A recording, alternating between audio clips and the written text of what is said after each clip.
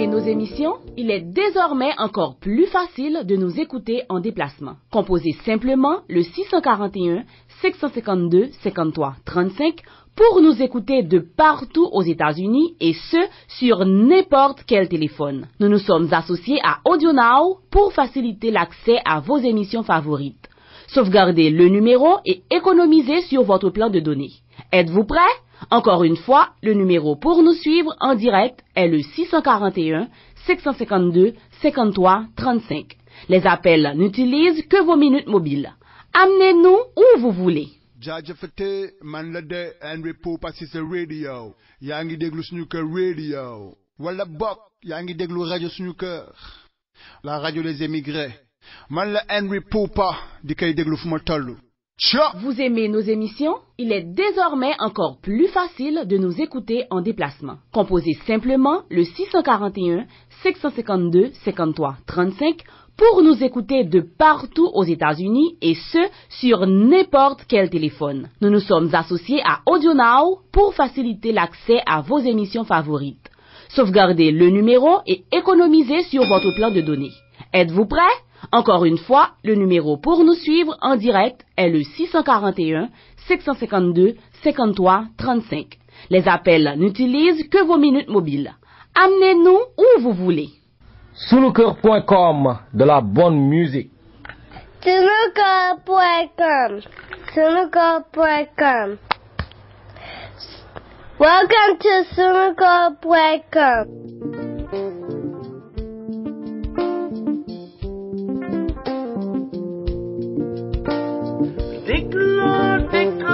déglooti Sunuker FM seeni kër laa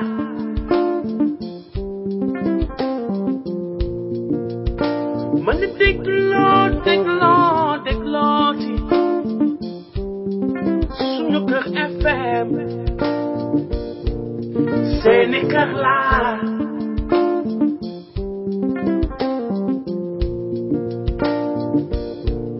ñëpp di waxtaan ci Sénégal suñu réew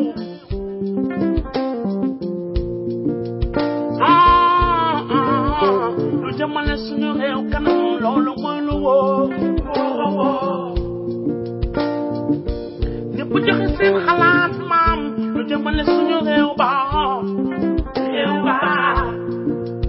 suñu gaal gi moom du mës a suux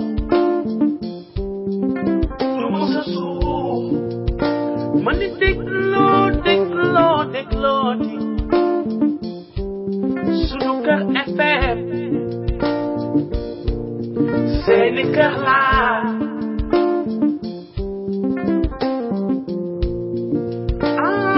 sama gaa ñi déglooti Sunuker FM Sunuker rajo yéen a ngi déglu rajo Sunuker. jaajëfate man la de Henry Poupa ci sa radio yaa ngi déglu suñu kër radio. yéen ñi di déglu rajo Sunuker ñu ngi leen di gërëm bu baax ci seen fidélité. Sunuker.com. Sunuker.com. Welcome to Sunuker.com. L'info autrement. L'info autrement est la toute nouvelle émission de la radio Sunuker et le site sunuker.com. Une émission présentée par notre lumière nationale, l'international Amazon, Sokhna Rama Diagne, et l'incontournable, le chroniqueur, le pertinent. Il nous retrace les faits saillants de l'actualité nationale et internationale. L'info autrement, c'est tous les jours, du lundi au jeudi, 16h GMT, 18h Paris, en direct sur Sunuker Radio. Pour y participer, appelez au 001 920 786 85 30 ou 001 951 665 85 35. Vous pouvez aussi ajouter Skype Sunuker Radio ou participer via Skype en ajoutant Radio Sunuker. Mbokk yi, lii di émission bu bees tàq, l'info autrement di émission bi nga xamanteni Radio Sunuker ak sunuker.com ñoo leen koy jagleel ngoor bu nekk si bu 16h jotee ca Dakaru 18h ca Paris. Mbokk yi, Radio Sunuker moo ñëw ak yéen ak Sokhna Rama Diagne Arwa, l'Amazon international, la Linguère nationale di émission bu amul fenn, émission émission bu leen di dégtal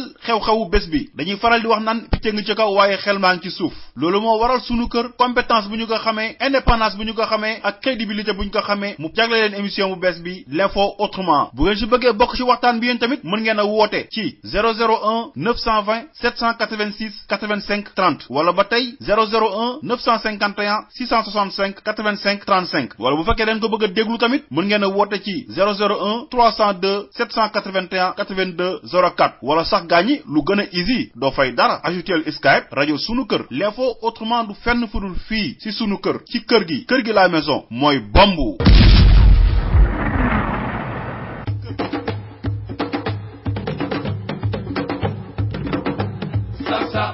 kon ngeen xam ne moom mosuma bañ a sóoraale ci lenn te jiituwuma fi ëpp ma fi xam-xam donc loolu mu koy def ba yàlla def mu yóbbu ma def ma directeur général Petrosen ñu toogati diir mu woo ma pour yóbbu ma ministère de l'énergie des mines et de l'hydraulique première rentrée te amu si lenn lu ma ko laaj chaque fois mooy woo ñëw ne ma Macky je veux que nga dem fii bi ma demee énergie mine ñu dem accident bi am mu tegal ma si équipement mu nekk surcharge bu 10 ba ñu ci génnee Idrissa Seck di former gouvernement moom moo ma woo bureau la première fois ne ma toogal muy defar gouvernement boole ma ci pour ma koy jox xalaat ci koo xam ne ministre nga pare laaj ma loo ci bëgg ma ne ko loo ma si jox baax na finalement ma ne ko kon xanaa ma des fi ma newoon muy miin ak yeneen ndax maa ngi la ciy liggéeyal te yaakaar naa ni secteur la boo xam ne je me sens à l'aise mu ne ma kon je vais te mettre ministre d'État parce que ça anoblit comme ça tu vas être premier sur la liste après le premier ministre loolu la ñu nekkee dénk ma cadre parti bi ñuy dem di dem ba jëmmi jamono mu woo ma te loolu aussi dañ ko war a leeral pour l'histoire keroog assemblée nationale boo gisee ñu def li ñu def dañu bëggoon wane ne itam tey jii assemblée bi sa assemblée la les députés sont derrière vous et soutiennent le processus de l'organisation de la conférence islamique et c'est à l'unanimité majorité comme opposition que la ñu voté cette résolution ñun si loolu la ñu nekk ñu si leneen. c'est vraiment ki ni nga wax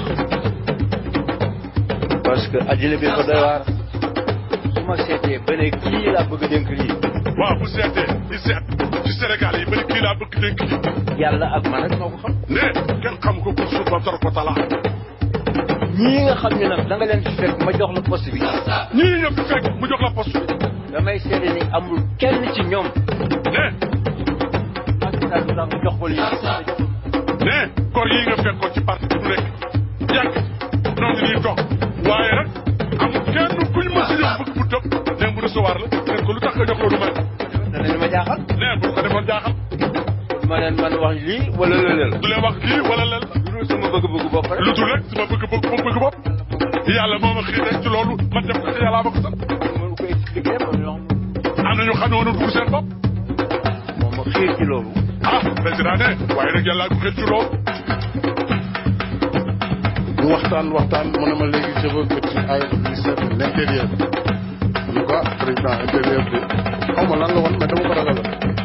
kon loolu de wax dëgg yàlla dafa xaw a diis parce que man daal technicien laa te daal si laa gën a nekk à l'aise mu ne ma daal il faut que nga dem foofu parce que loolu moo ma gënal ko bu dee moo la gënal man amatuma choix kon avec votre soutien je suis sûr que je réussirai. C'est comme ça que j'ai été nommé ministre d'État, ministre de l'Intérieur et des collectivités locales et porte-parole du gouvernement. ku la defal lii yëpp ndax am nga payam.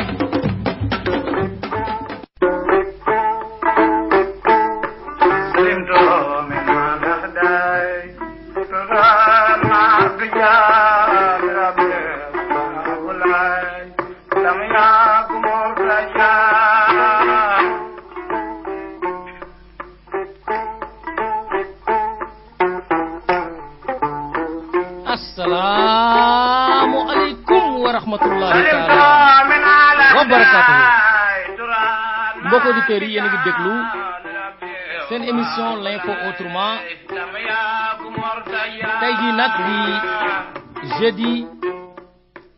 le 17 août 2017 ñu ànd ak mbégte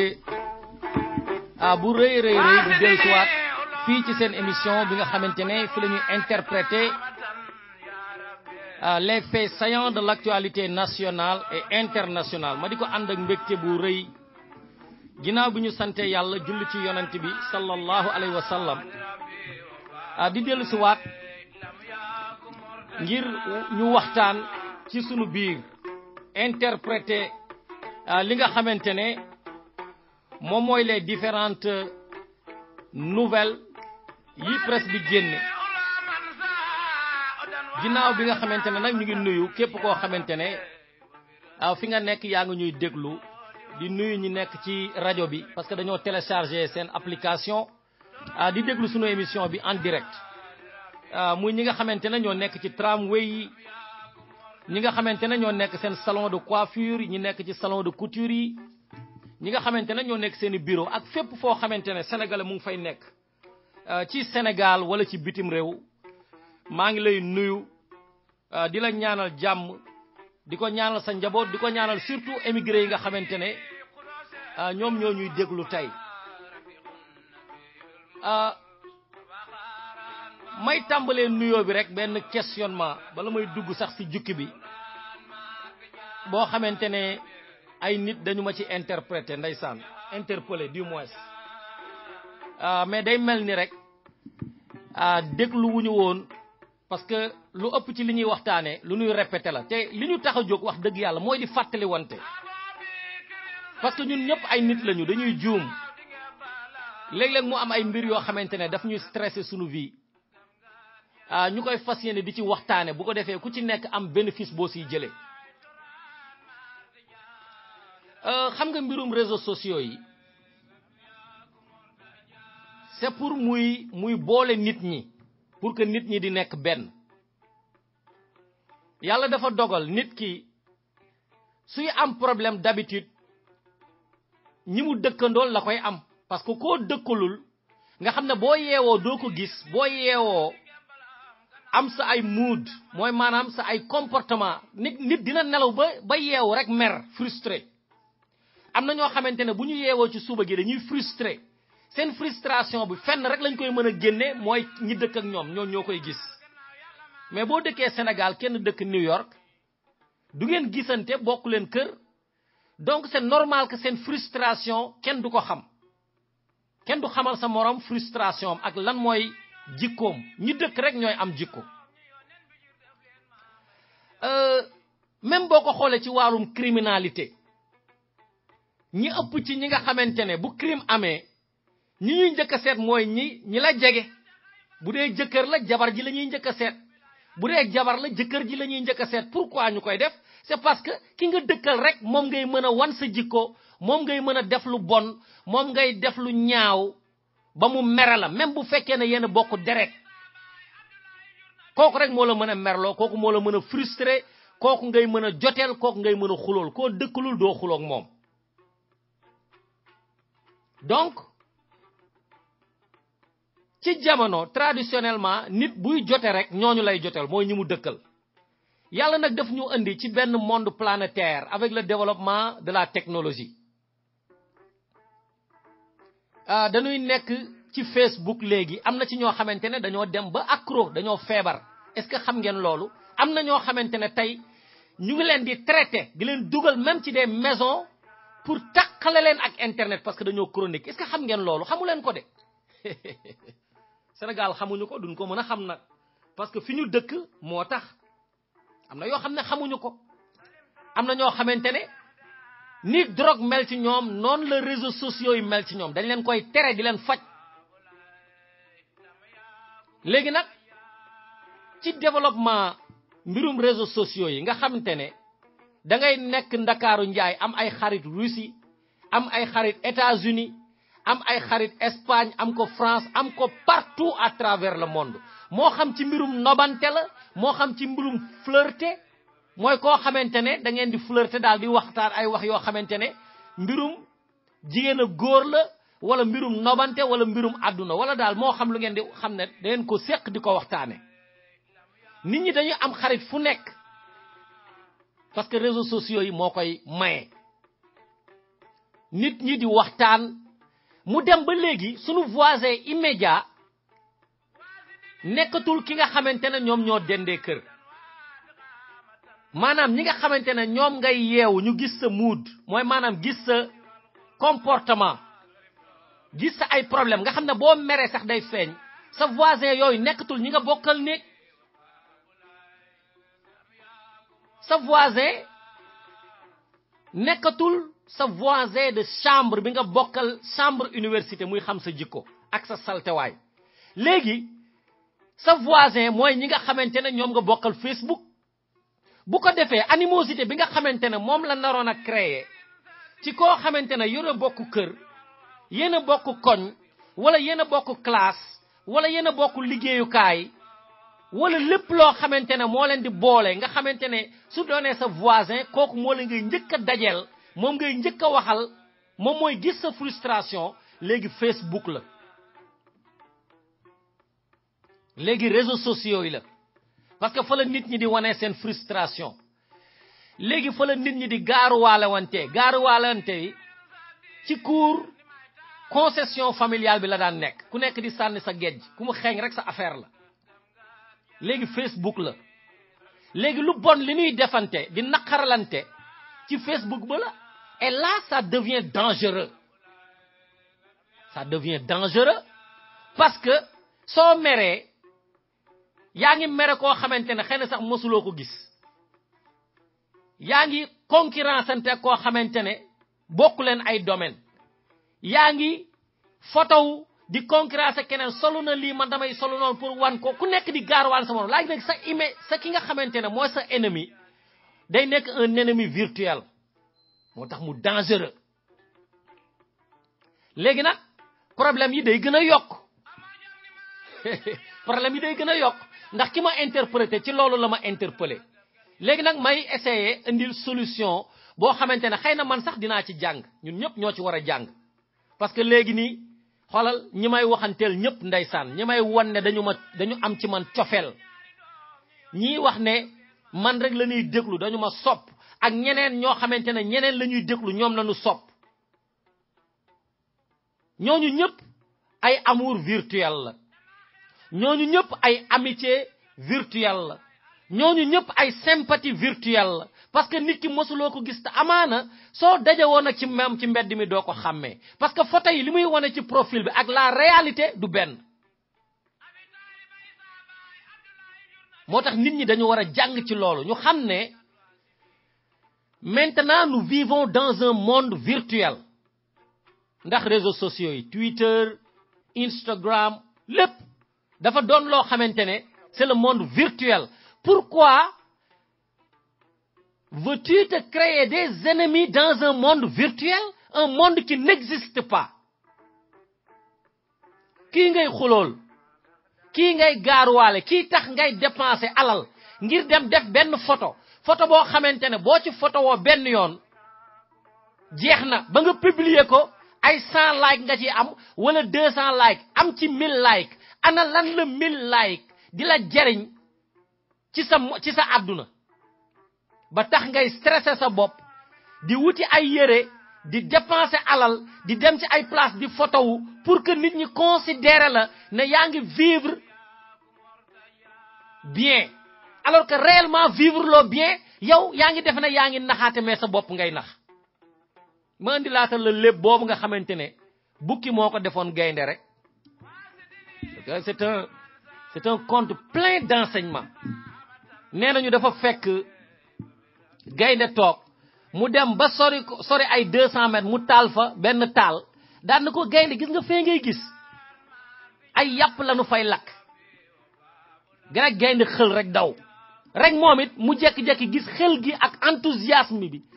ak engouement bi gaynde am di daw pour dem lekk ji yàpp bi rek moom it ci boppam xelam jekki-jekki mu ne ah pourtant boo demee yàpp lañ fay lakk de mu daal di daw topp gaynde te moom moo doon nax gaynde waaye nax na boppam gis nga réseaux sociaux yi am na ci ñoo xamante ne sax ñoo ngi empoisonné seen bopp ñu ngi tëj seen bopp ndax yëre bi ngay photo mu rafet nga sol ko photo ko dugal ko Facebook suñu nit ñi demee ba xàmmee ko ak sénégalais ni mu bëggee sac su nit ñi démé ba xamé ko buñ la invité ngenté yéré bobu doto ko mënati solati parce que bo démé photo wu ma wax sa mbokk jigen yi bo démé photo wu dañ nan ah mom photo bi mom la solon de dañuy def né mom rek nga am.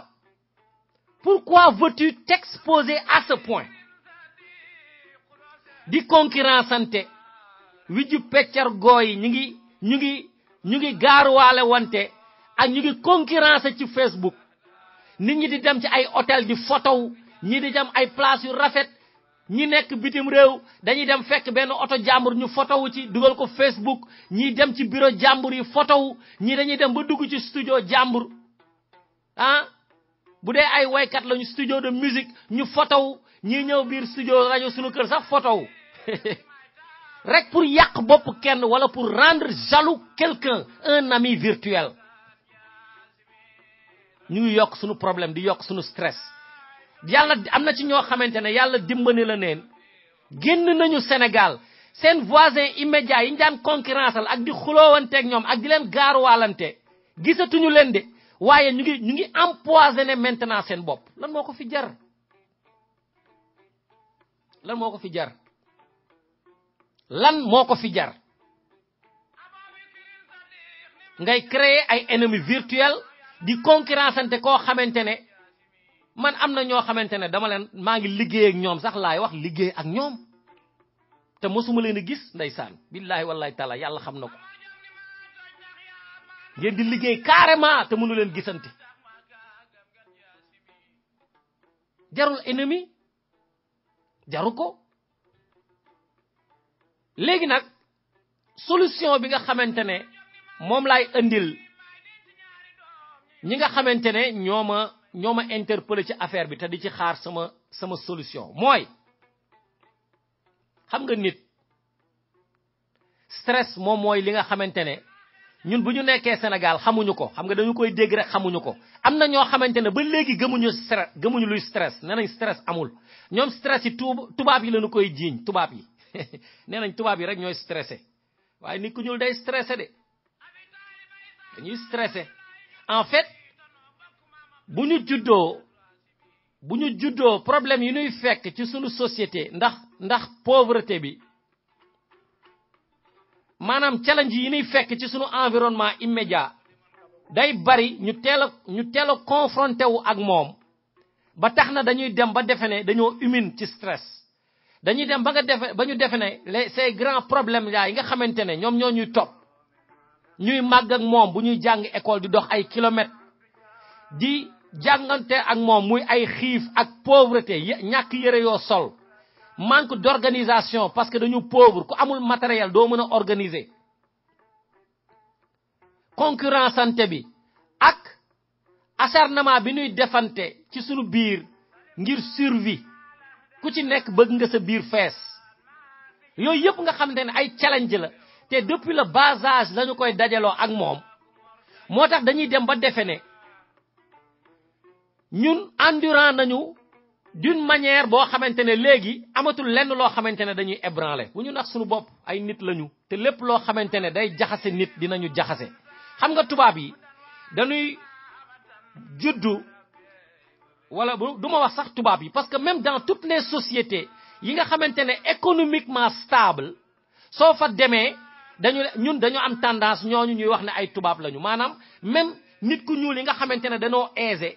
dañuy défé né dañ leen di xol comme ay tubab bo ñëwon Amérique fi fekk fi nit ñu ñuul ñu aisé ñi jang dem université am liggéey yu baaxa baax am xaalis sédab seen kër ba mu rafet bo leen di xolé ay tubab ngay gis mais dans les sociétés aisées buñu juddo day am ay mbir yu bari yo xamantene sen parents yi dañ koy régler sen doom yi ba nga xamantene duñu gawa confronté wu ak ces problèmes là yi nga xamantene ñun buñu juddo rek mom lañuy jakkantel dañuy jakkonté pauvreté d'abord xif ciono di dox ay distance wala duñu am passe buñu bëggé def dara suñu yéré du doy day touti manam on est limité partout sur tous les plans OK légui nak lolu lañuy défé lolu nak moñu wuté ak ñi nga xamantene dañu nek les sociétés aisées ñom dañuy tepp étape bobu bala nga xamantene ñu ngi confronté wu ay mbirum problème rek ñom problème yi ni am mooy problème mu mariage nga màgg xamanteeg jigéen marié ko def loola bon choix ngeen di am ay problème yooyu ñoom foofu seen problème foofu lay commencé ñu dem nag ba defe na ñun duñu am stress mais stress amul benn doomu aadama amul benn animaux sax boo xamante ne du la affecté parce que nit bu amulee lu mu bëgg li causé loolu stress la da koy affecté parce que dafay bëgg résolutionner problème bi amul nu mu ko résolutionner mu def ko ay xalaat def ko naqaru xol buy nelaw moom lay gént sax bu moytul day indi ay cauchemar muy nightmare day indi maanaam sa stressor li nga xamante ne moo lay indil mooy causer stress bi ce qui cause le stress du moins astafurlah li koy causer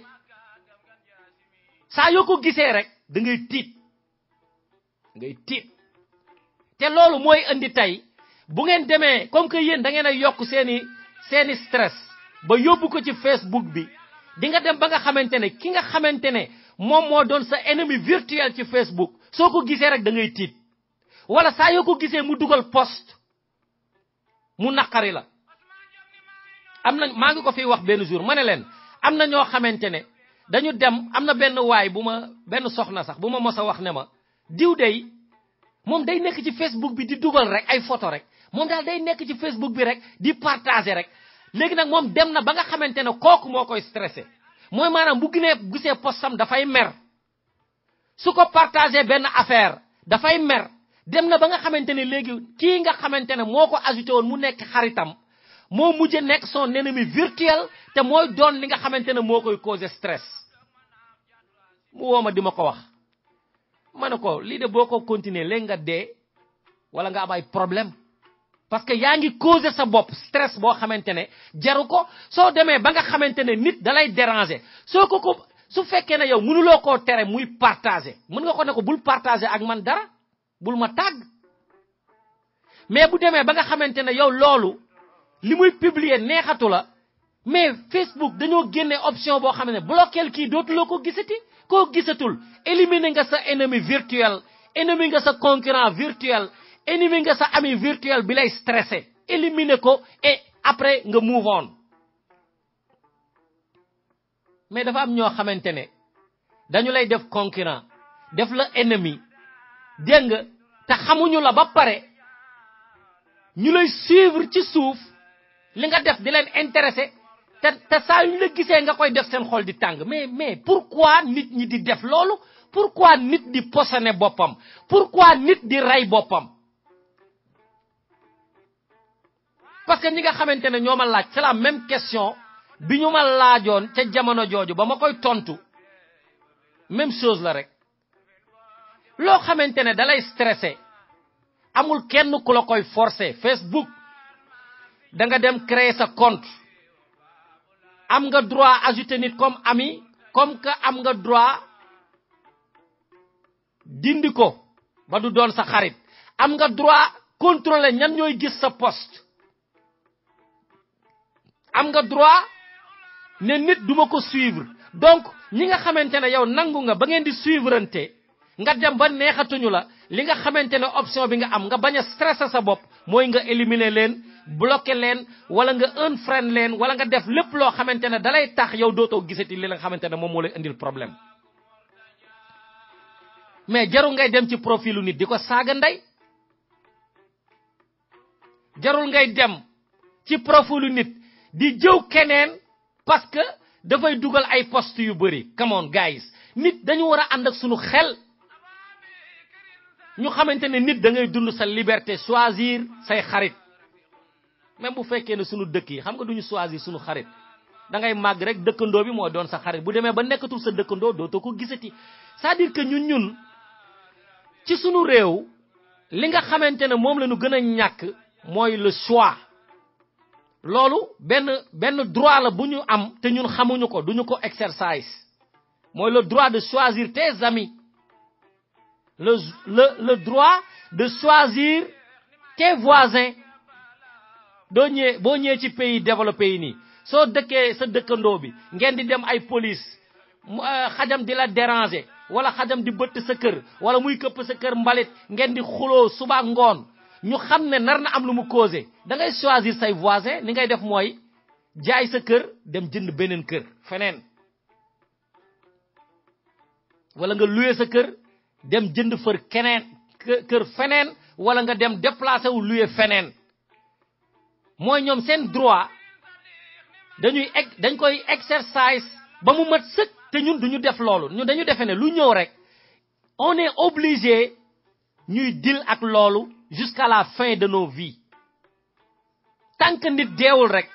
animosité bi nga xamante ne moom la ñu yore duñu ko arrêté am na ñoo xamante ne dañuy concurrent ba concurrencante ak ku dee nit day dem ba dee ñu continuer di wax lu bon ci moom ndax lu naqari loo xamante ne ñoom ñoo ko doon defante seen biir nañu oyofal suñu dund gi ñu xam ne ñoo choisir dem ci réseaux sociaux yi waaye nañu choisir kan mooy doon suñu xarit ak kan nañuy gis ay postam am naa 5000 xarit Facebook te doo interact ak ñoom amalu la sax njariñ yàlla xam na ko parce que li ngay tax ngay dem ba wut 5000 xarit ak di follow 5000 personnes pour que ngay gis ay information yu diverses ay activités yu diverses yu nit ñi di def nga koy xool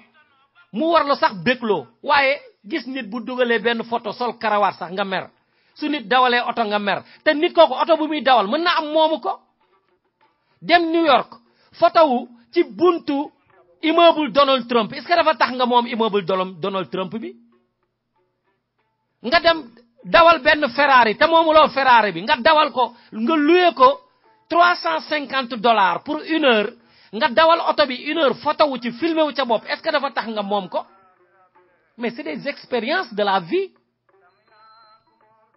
dem Disneyland dem Universal Studio dem SeaWorld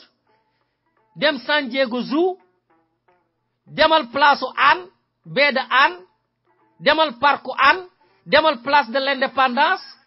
demal buntu palais photo wu ak garde rouge bi amal occasion dajeeg Macky Sall nuyu ko photo wu ko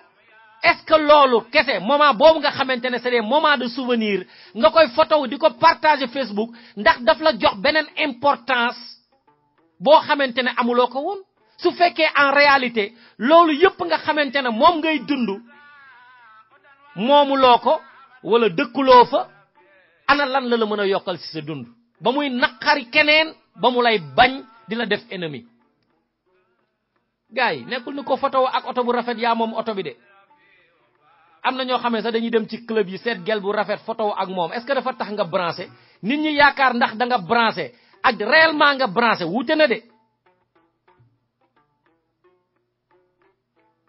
ngay wane ne yow pimp nga ngay wane ne yow player nga ngay wane ne yow da nga aay maanaam da nga mën jigéen yooyu yëpp nga koy photo di ko wane ak da nga am kër gu rafet te moomuloo kër gi wala kër gi nga photo moomuloo ko ak oto bi ana nax sa bopp rek ngay def donc loolu su fekkee ne dem na ba loolu di naqari nit ci monde virtuel muy monde Facebook nit di bañ nit mu ngi yokk sax ay bàkkaaram ndax yaa ngi bañ kenn ci Facebook boo xamante ne àdduna du gudd di gàtt ba nga xamante ak moom ba nga gisante ak moom moo tax tey gis nga ni muy yombee léegi nii am xam-xam ni muy yombee parce que ci internet bi la nekk lépp xam-xam yépp xam-xam yi nga xamante ne même sunu maam yi même sunu sëriñ si daan ko nëbb tubaab bi di ko partager wante ñu koy photocopie léegi dafa nekk accessible partout noonu la bàkkaar aussi yombee léegi maanaam doon walliw tey ak doon seytaane tey noonu la yombee ci monde bi ñuy dund bu ñu gaay bu ñu yokk sunu bàkkaar ci monde virtuel nañu choisir sunuy ami nañu choisir sunuy dëkkandoo ñi ñuy waxal ñi ñuy xamanteel ak ñoo xamante ne duñu ñu yokk stress te stress day rayaate nanu bàyyi concurrence bi ñuy indi ci Facebook bi nit ki nga xamante ne dalay nax sax ne sa xarit la te yow nga xamante ne yow soo ko gisee dalay stressé bloqué ko éliminer ko bul dilati ak moom ndax nga bañ a stressé lii mooy li nga xamante ne man Ndiawar Diop moom laay digal sénégalais yi ñi nga xamantene ñoo nekk ci monde virtuel bi tay xex moy doon li nga xamantene mom la leen di digal bu ko defee ngeen oyofal seeni ay problème ndax problème yi ñu am bari na de bu ñu ko yokkee rek ndax suñu bopp bu ñu ko yokkee rek am ay problème ay nit dañuy bokk domaine ñi doon xol site internet yi ni ñi defee ay concurrence di bañante di yakante ay der ñi nekk animateuru radio yi diko def bo démé Facebook tay ñi nga xamantene ñoy animer ay live dañuy concurrenceante di gaaruwalante di sagante xol duñu mossa waxante waye ñi ngi ku nekk yaangi profito di def na yow ya wara def buzz ku nekk di bañ sa morom te du ngeen gisante bokku len experience bokku len xam-xam te du ngeen mossa dajé jaru ko te ci ñu bari kat li ñuy def kat kenn fayu len ci ndaysan légui nak comme que mbirum jaamu yalla la te dañoo bëgg jaamu yalla ci nit ñi da nga wara oyofal mbir mi loolu lay digal gaay yu bari nak waaw ma leen koy digal légui nak ci semaine bi ñu nekk demb sax dafa am ay xew-xew yoo xamantene xew na fi ma ciy jëkkee ci te bëgg koo dugal sama introduction waxtaane ko bala may jukki li xew ci actualité bi mooy mouvement Y'en a marre dafa ànd ak yeneeni organisme yu mel ni RADDHO yu mel ni Amnesty International bu Sénégal ak yeneeni groupe yoo xamante ne ñoom dañuy xeex muy ay organisation citoyenne dañu ne ñoom dañuy porter plainte le gouvernement. Pourquoi ñu koy porter plainte? Parce que japp nañu né élection yi ni muy démé.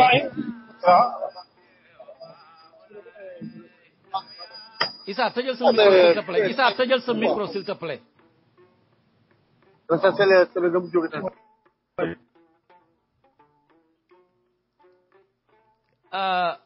May jéggalu ci loolu gaay buñ ma woyé nañuy tëj seen micro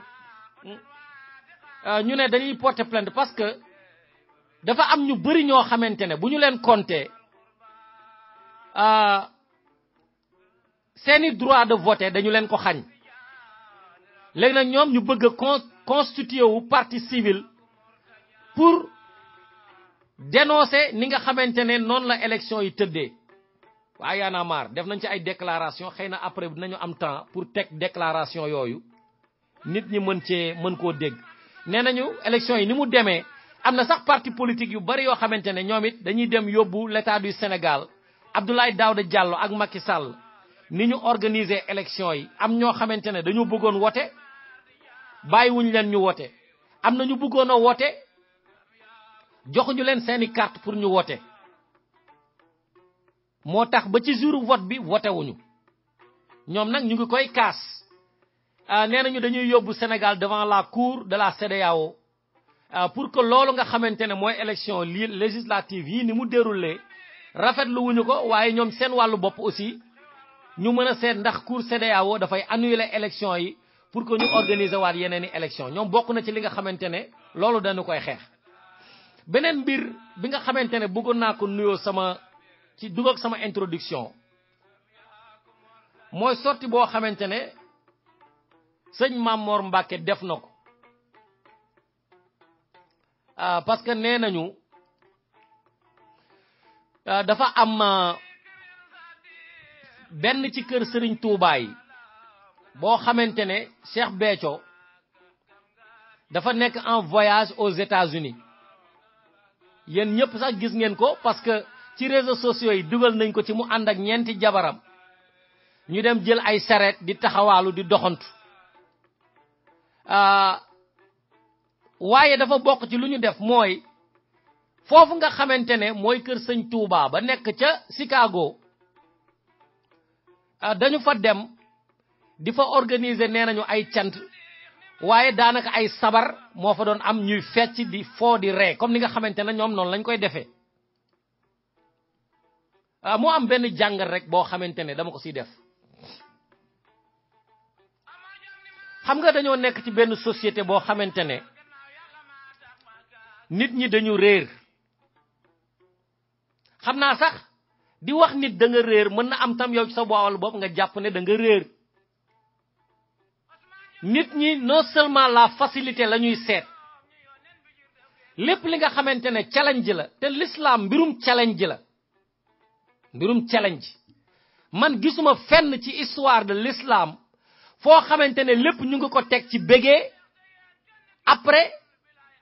sa connaissance sa xam-xam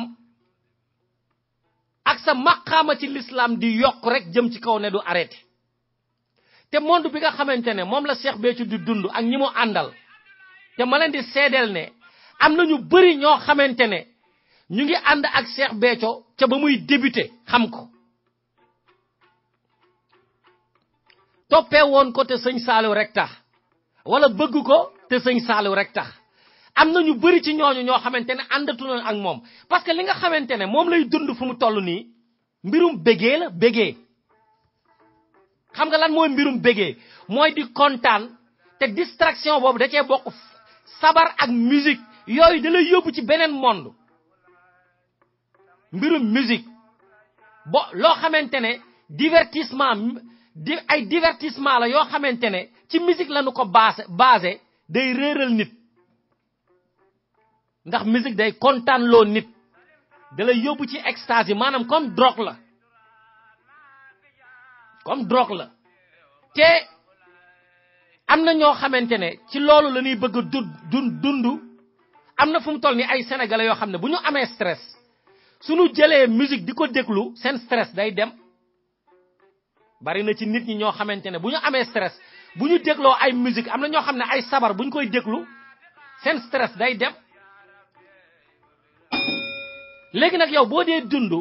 nga ne da ngay dund diine laaj wéetaay diine laaj concentration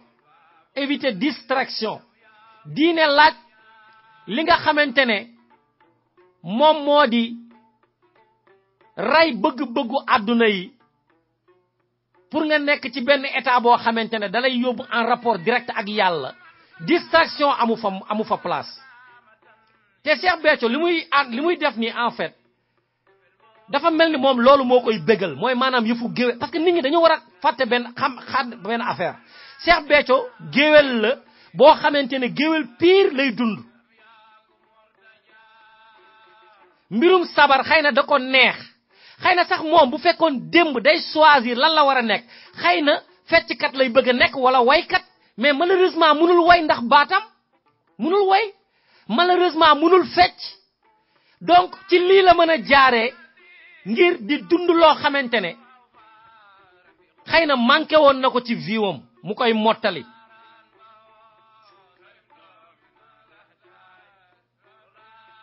léegi nag ñi nga xamante ne ñooy ànd ak moom suñu moytuwul distraction bi lañuy ànd di ànd ak moom ba mu ñu xëy bu ëllëgee gisatuñu ko ñuy commencer seen vie yépp à zéro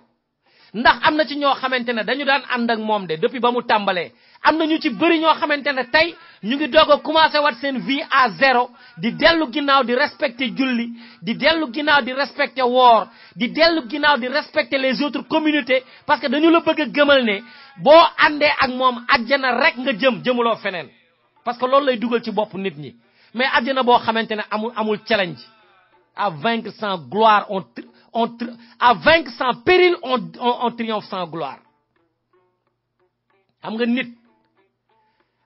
l'islam dafa laaj challenge mooy nelaw ni mu neexee nga nelaw ba fajar ñu ne la nga jug respecté fajar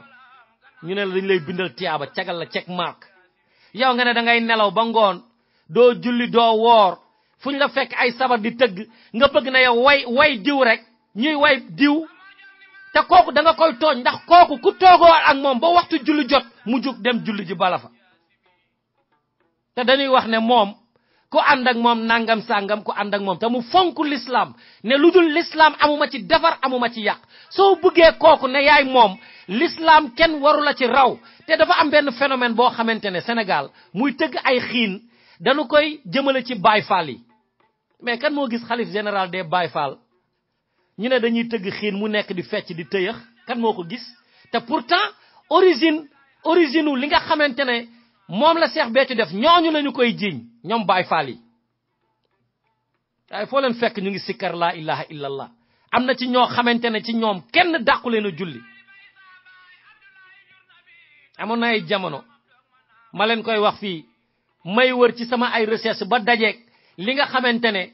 mooy Jazbul Murid bi nga xamante ne Maam Cheikh Ibra Fall moo ko bind mu ci wane yoon yoo xamante ne taalibe ci la war a jaar ngir mën a ñu jariñu ci yàlla te loolu julli ci la bokk mu la ciy wax yow mi nga xamante ne yaa bëgg a yegg ca yàlla wàccal lal bi fajar nga dem julli ji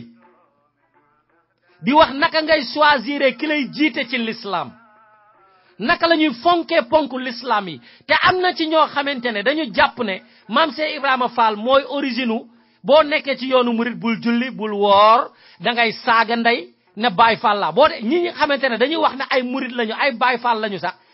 dañuy saaga ndey ba pare naan loolu mooy ñaan gi dañuy ñàkk xam Maam Cheikh Ibrahima Fall xam-xam tey la gën a yomb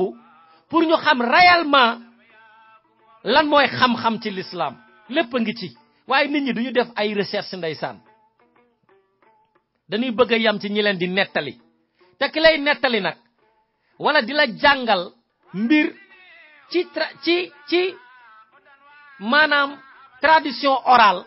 di la wax rek li xewoon mën na cee yokk wala mu wàññi ci waaye boo demee ci livre bi nga xamante ne ki ko bind li mu wax da ngay nekk en rapport direct ak moom te nit ñi léegi loolu la ñuy éviter bëgguñoo jàng dem seeti ji lan la Sëriñ Tuubaa wax ci yonent bi sallallahu alayhi wa sallam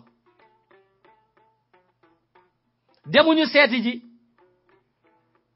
lan la sunu kilifa diine yi wax ñoom it ci l'islam ñu dem liir ko ci téere yi ñu bind ay xam-xam la de soo ko xamulee seetal ki nga xamante ne moo ko traduire li mu wax li ñu wax mu traduire la ko essentiellement mais bañ a ñëw di ci yokk moom interprétation boo xamante ne moom moo ko def ndax ku yokk rek ku nettali rek di nga yokk wala nga wàññi waaye ku bëgg dara passionnellement su koy nettali tamit dina ci yokk loo xamante ne bokku ci parce que moom loolu la bëgg ku bañ dara tamit bu ko dee interpréter dina ci wàññi loo xam ne njariñ la te li mu ciy jublu mooy bañ waa ji am succès donc li ñu war a def mooy dem seeti lan la Sëriñ Tuubaa wax dem seeti lan la Maam Cheikh Ibrahima Fall wax dem seeti lan la sunu kilifa yu baax yi nekk ci yeneen tarixa yi di tarixa tiijaan nga xam ne bari nañu ñoom Baay Ñas ñoom ñëpp ñoom Maam Limaamu ak ñeneen lan lañu wax nga xam ko directement mais nga bañ a dem ci koo xamante ne mbir mi passion la koy demee wala concurrence parce que léegi même diine ji dañ koy concurrence ante soo yemee ci ñooñu dañu lay jàngal loo xamante ne du xam-xam mais seeni bëgg-bëgg lañu lay jàngal am na ñu bari ñoo xamante ne dinañu réer ndeysaan ci jamono ji parce que nit boo ko dee xool muy dox yoon woo xamante ne yow amul dara loo ciy bénéficier wu loolu ñu lay dig un lendemain meilleur un lendemain incertain te waa ji boo ko xoolee par rapport aux épreuves de la vie mondaine mënu koo mekk sans yéen mënul réussir sans yéen mu leen di nax te lépp mu teg ko ci bëgg-bëggam bu boobaa kooku boo demee ba gisatul ko yow pertuloo amaana sax moom mën na am mu ngi ci loo xamante ne boo ëllëgee nag dara du ko ci fekk dara yow nga nar a amaat ay problème parce que moom fi mu jaar yow doo fa jaar yow doo am ay nit ñoo xamante ne lu ñu ñàkk jox la ko doo ko am waaye moom mu ngi bàyyil ay famille am patrimoine boo xamante ne li nga am au lieu nga jox ko sa ndey ak sa baay amaana ñu ngi feebar soxla ku leen tabaxal kër soxla ku leen yóbbu ñu tukki yow nga jël ko di ko dajale di ko jox baayu jàmbur mu koy bàyyil patrimoine bi ay doomam bu ëllëgee bu fi nekkulee ay doomam continuer di nax ñeneen di nax yow même say doom loolu dañu ko war a arrêter parce que ay fecc sabar ay yoo xamante ne sunu chanteurs yi ñoo koy def bu nu ko bëggee andi déplacer ko foofu andi ko ci monde religieux bi gars yi loolu gisuñu woon Ababacar di ko def gisuñu woon Omar Alioune Ousmane di ko def gisuñu woon Sëñ Touba di ko def wala Maam Limaamu Laay wala Maam El Hadji Malick ak Baye Niass gisuñu ko woon donc ku leen ci bëgg a andi mais nag dama jàpp ne ñi nga xamante ne ñëpp ñoo fay retrouver wu en fait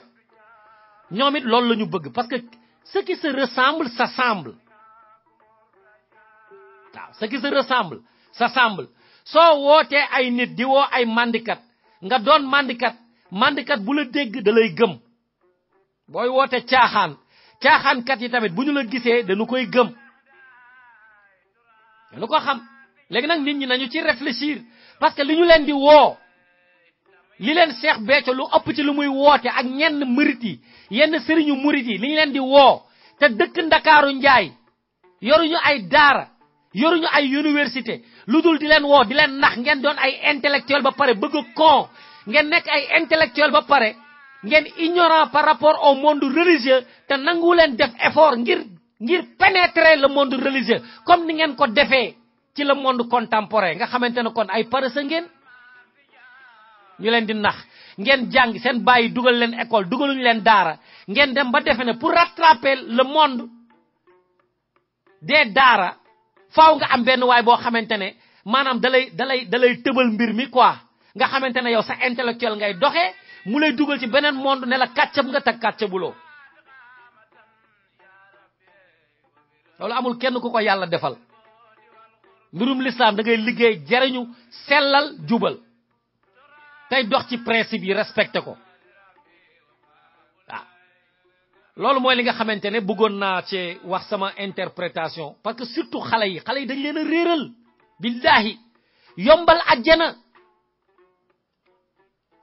yombal lépp ci ñoom ci ay wax rek nag lañu ko teg te ñun fréquenté nañu ay sëriñ yu baax yoo xamante ne dañuy wax ne ñii ay doomu sëriñ Tuubaa la ñu am chance daja ak ñoom fréquenté leen gis leen ni ñu fonké woon l'islam nga xam nga kuy wax naan ne dañu la woo ci ruq ne la ku la gis dem àjjana bu fekkoon ne xoolal sëñ Saliou Mbacke nee na amul kenn ku dul yàlla sama borom ëpp ma yërmande ci nit ñi kooku dina gis loo xamante ne nit ku ko gis dem àjjana mu lay woo en privé di la ko wax te waxu ko ci kaw gaa yi gis la gaa yi sax dem seeti la gis la mais lépp day wax ne ci ruq la nu ma ko waxee sans témoin sans kenn invérifiable man lañu seexal man lañu def lii ay lépp loo xamante ne l'islam dañu ko doon jënd nga ne defal nañu ma ko te du am sax ay seede di déformer histoire bi saa ñu ko nettalee rek déformer ci ay mbir léegi nag man lañu dafa tax mais bu fekkee yow lañu defal lool lan la ci nit ñi di jëlee bu fekkee fecc rek ak way nga leen ciy yóbbu lan la leen di jariñ moom laa xamul man lan lay jariñ nit ñi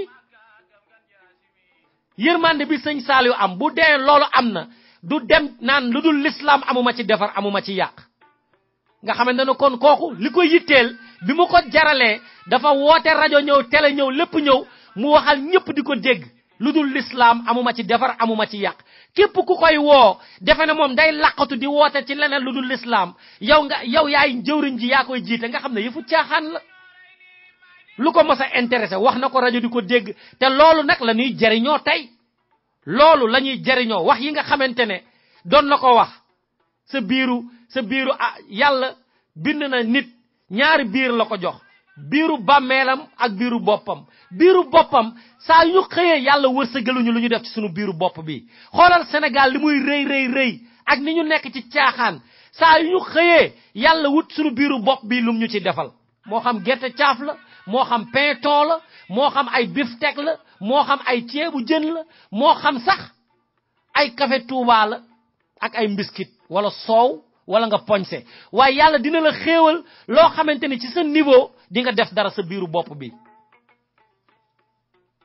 mu ñuy wax fàttali tamit sunu biiru bàmmeel mais gars yi ñoom dañoo defe ne sunu biiru bàmmeel yi mooy ànd di way di fecc wala benn sëriñ loo soo ko joxee benn affaire rek am nga qualité yooyu yëpp ñu lay dig naan la am nga sahadatu daaray ni te xamuñu fan la ko sëñ Touba jëlee di ko digaate di nax nit ñi li nga xamante ne ñoom maam Cheikh Anta ñoom maam Cheikh Ibrahima Fall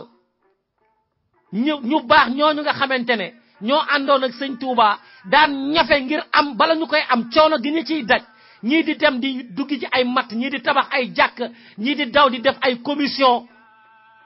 ñuy doog am loolu yow da ngay ñëw ñu ne la am nga ko ci nelaw ci ay caaxaan nga xamante ne nit ñi nañu yeewu te kat bu ñu leen ko waxee ba pare amul dara lu mu leen di jariñ te ñee ba ñu leen ko waxee ba tey mu ngi leen di jariñ seeni njaboot bis boo demee ba amatoo ñu remplacer la ak keneen koo xamante ne am na ku bees chaque année am ñu bees ñu génn nit ñi nañu ci yeewu waay nañu ci yeewu añ ci yeey ñëpp parce que mos naa cee def sax benn waxtaan dafa am ñoo xamante ne gis nga le pouvoir spirituel ak le pouvoir temporel dafa bokk ci nax boo ci dajeek saay-saay daf lay nax boo xamante ne ñoom ñaar ñoo ko bokk mooy politicien bi nga xamante ne wala mooy président de la république wala ministre di yëngatu ci domaine temporel lépp lu mu lay dégg rek mooy un lendemain meilleur mooy boo ànd ak moom bu ëllëgee bu doonee président ngay yaakaar ne def na le ministre am na ñu bëri ñoo xamante ne tey def nañ leen des esclaves en politique li ñuy yaakaar rek mooy dundee espoir bu ëllëgee diw bu doonee président dina ma dox nangam lu mu bëgg nga defal ko su ñëwoon sa kër sax soxla sa jabar boo moytul nga bàyyi ko mu jël sa jabar mu ñëw utiliser say doom bu ñëwee sax di seeg say doom nga bàyyi ko ndax bu ëllëgee yaa ngi yaakaar mu doon président wala mu doon ministre jàppale la sëriñ bi tamit même chose yaa ngi yaakaar ne yegg na maqaama ci yàlla boo xamante ne lu mu soxla sa kër rek alal boo am jox ko parce que yaa ngi defe ne mën na la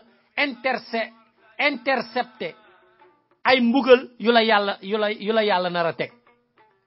te ci caaxaan nga nekk ba mbugal yi nar laa dal ci domaine boobu ñoom ñoo ci bokk ni ñuy exploiter nit mooy un lendemain incertain bu ñu lay dig te ñoom mënaluñu seen bopp dara de xamuñu ndax dañuy doon président de la république xamuñu ndax dañuy doon ministre xamuñu ndax bu ëllëgee ñoom yàlla mosuñu communiquer ak moom xamuñu sax yàlla fu mu nekk ko xamul fu yàlla nekk mënu la intercepter ay mbugal wala ay ndogal di soppi ndogal boo xamante ne yàlla da koy yónni mu nar a ñëw ci yow mu soppi ko soo naru la am wërsëg mu defal la nga am wërsëg soo naree dara nar la dal mu soppi ko yàlla li mu dogal ci jaam amul kenn ku ci mën dara wallaay moom rek moo ko mën a soppi ci coobareem te li mu ñu digal mooy jaamu ko ba pare jaamu ko ci nit ñi defar suñu diggante suñu biir loolu rek la ñu digal de amul yeneen yoo xamante ne gars yi ñoo ko ci yokk bokk ci waaye ñun ñi li ñuy def mooy dañuy fitnaal nitu yàlla yi di leen sonal doomu aadama yi nga xam ne yàlla moo leen bind di leen maacloo def leen ay esclave li nga xamante ne mooy xam-xam yàlla wax ne nañu ko paasante gratuitement ndax ñëpp mën a jaamu yàlla ñoom dañu koy téye di la bàyyi dans l'ignorance ndax ngay jaar ci ñoom pour mën a xam loolu waaye ñoom sëñ Touba dañu cee yéwén de dafa bind ay toni dara jublu ko ci lu dul di share ses connaissances ak yoon yi nga xamante ne boo ci jaaree yëg moo tax moo yéwén moom sëñ Touba billahi am na ay nitu yàlla yoo xam ne benn livre sax duñu ko bind loolu mooy boo fekkewul seen jamono doo mën a jariñu ci ñoom sëñ Touba yéwén gi muy yéwén moo tax daa bind loo xamante ne ci histoire du Sénégal kenn mësu koo bind ndax yéwén ci domaine yépp rek ndax yéwén ci kooku nga xamante ne nag boo ne ci moom nga bokk nga bëgg a ñàkk fayda di ànd ay nit ñu lay nax c'est parce que yow wéruloo wala yow xëy na destin bi moo la yóbbu ci loolu li sëñ Touba bind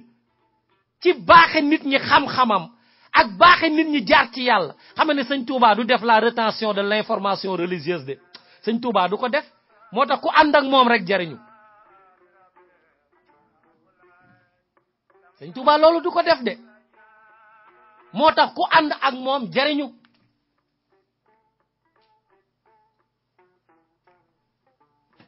ku ànd ak moom rek jariñu moom du def la rétention de l'information utile pour le musulman sëñ Touba du ko def moo tax gis nga gaa yi ku ànd ak moom rek jariñu wallahi ku ànd ak sëñ Touba rek jariñu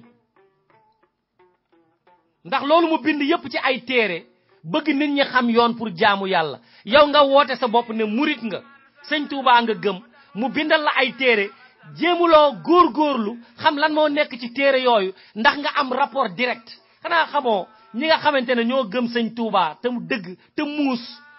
ci téere yooyu sax la ñuy gën a basé wu ndax loolu mooy la relation directe avec le chemin de Dieu mooy faaw nga dem seeti benn sëriñ boo xam ne day mën a toilette di maquillage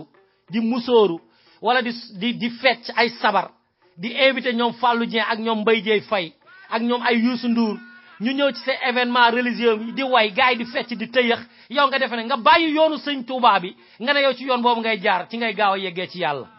xam nga loolu dof la te tamit nag nit ku dof nag kenn bëggu ko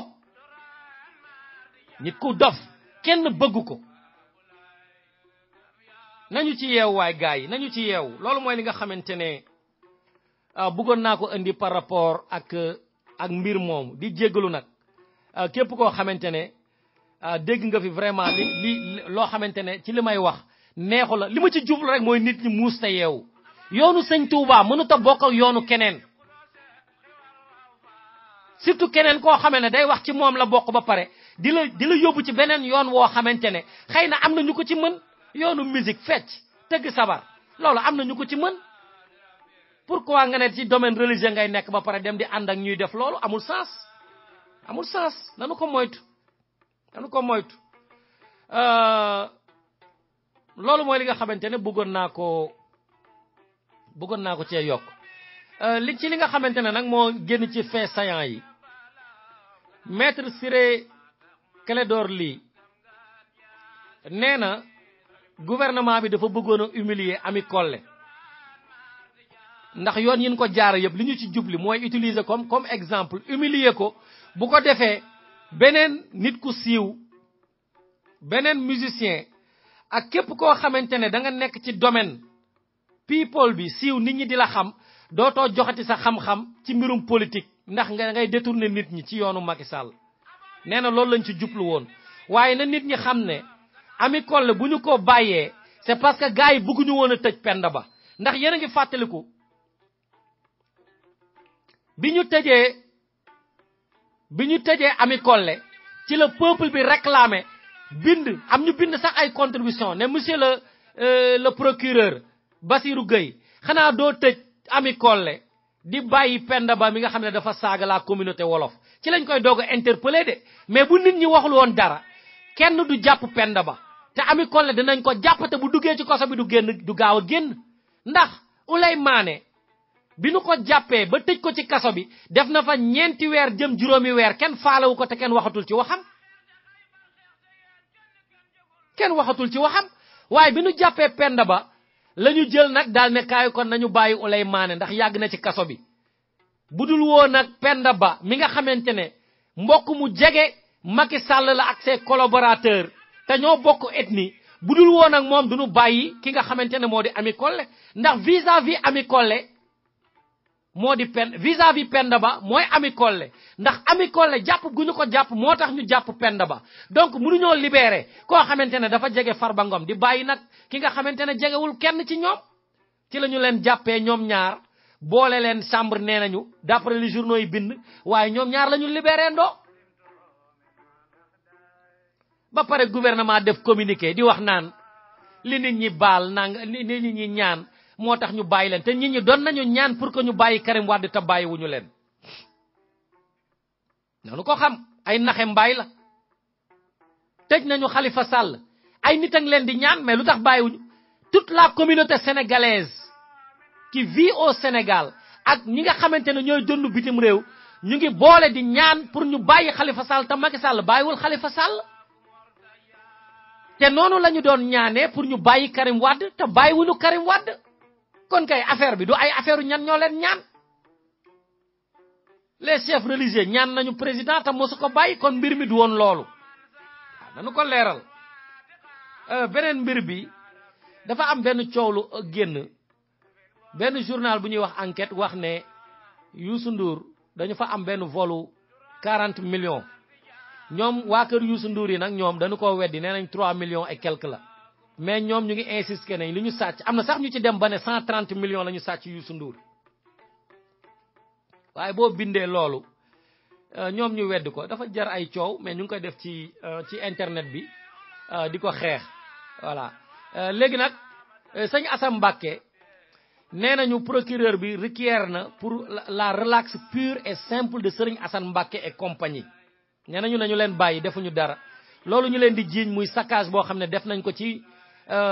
temps élection yi nee nañu ñoom defuñu dara nañu leen bàyyi. mouvement Y'en a marre nag dafa porter plainte contre l'État du Sénégal porter plainte boo xamante ne ñu ngi ko teg ci déroulement élection yi ni mu demee am na ñoo xam ne dañu waroon voter te voté wuñu waaw léegi nag ku ji politique yi ñoom nee nañu na Abdoulaye Daouda Diallo démissionné moom Abdoulaye Daouda Diallo nee na lañ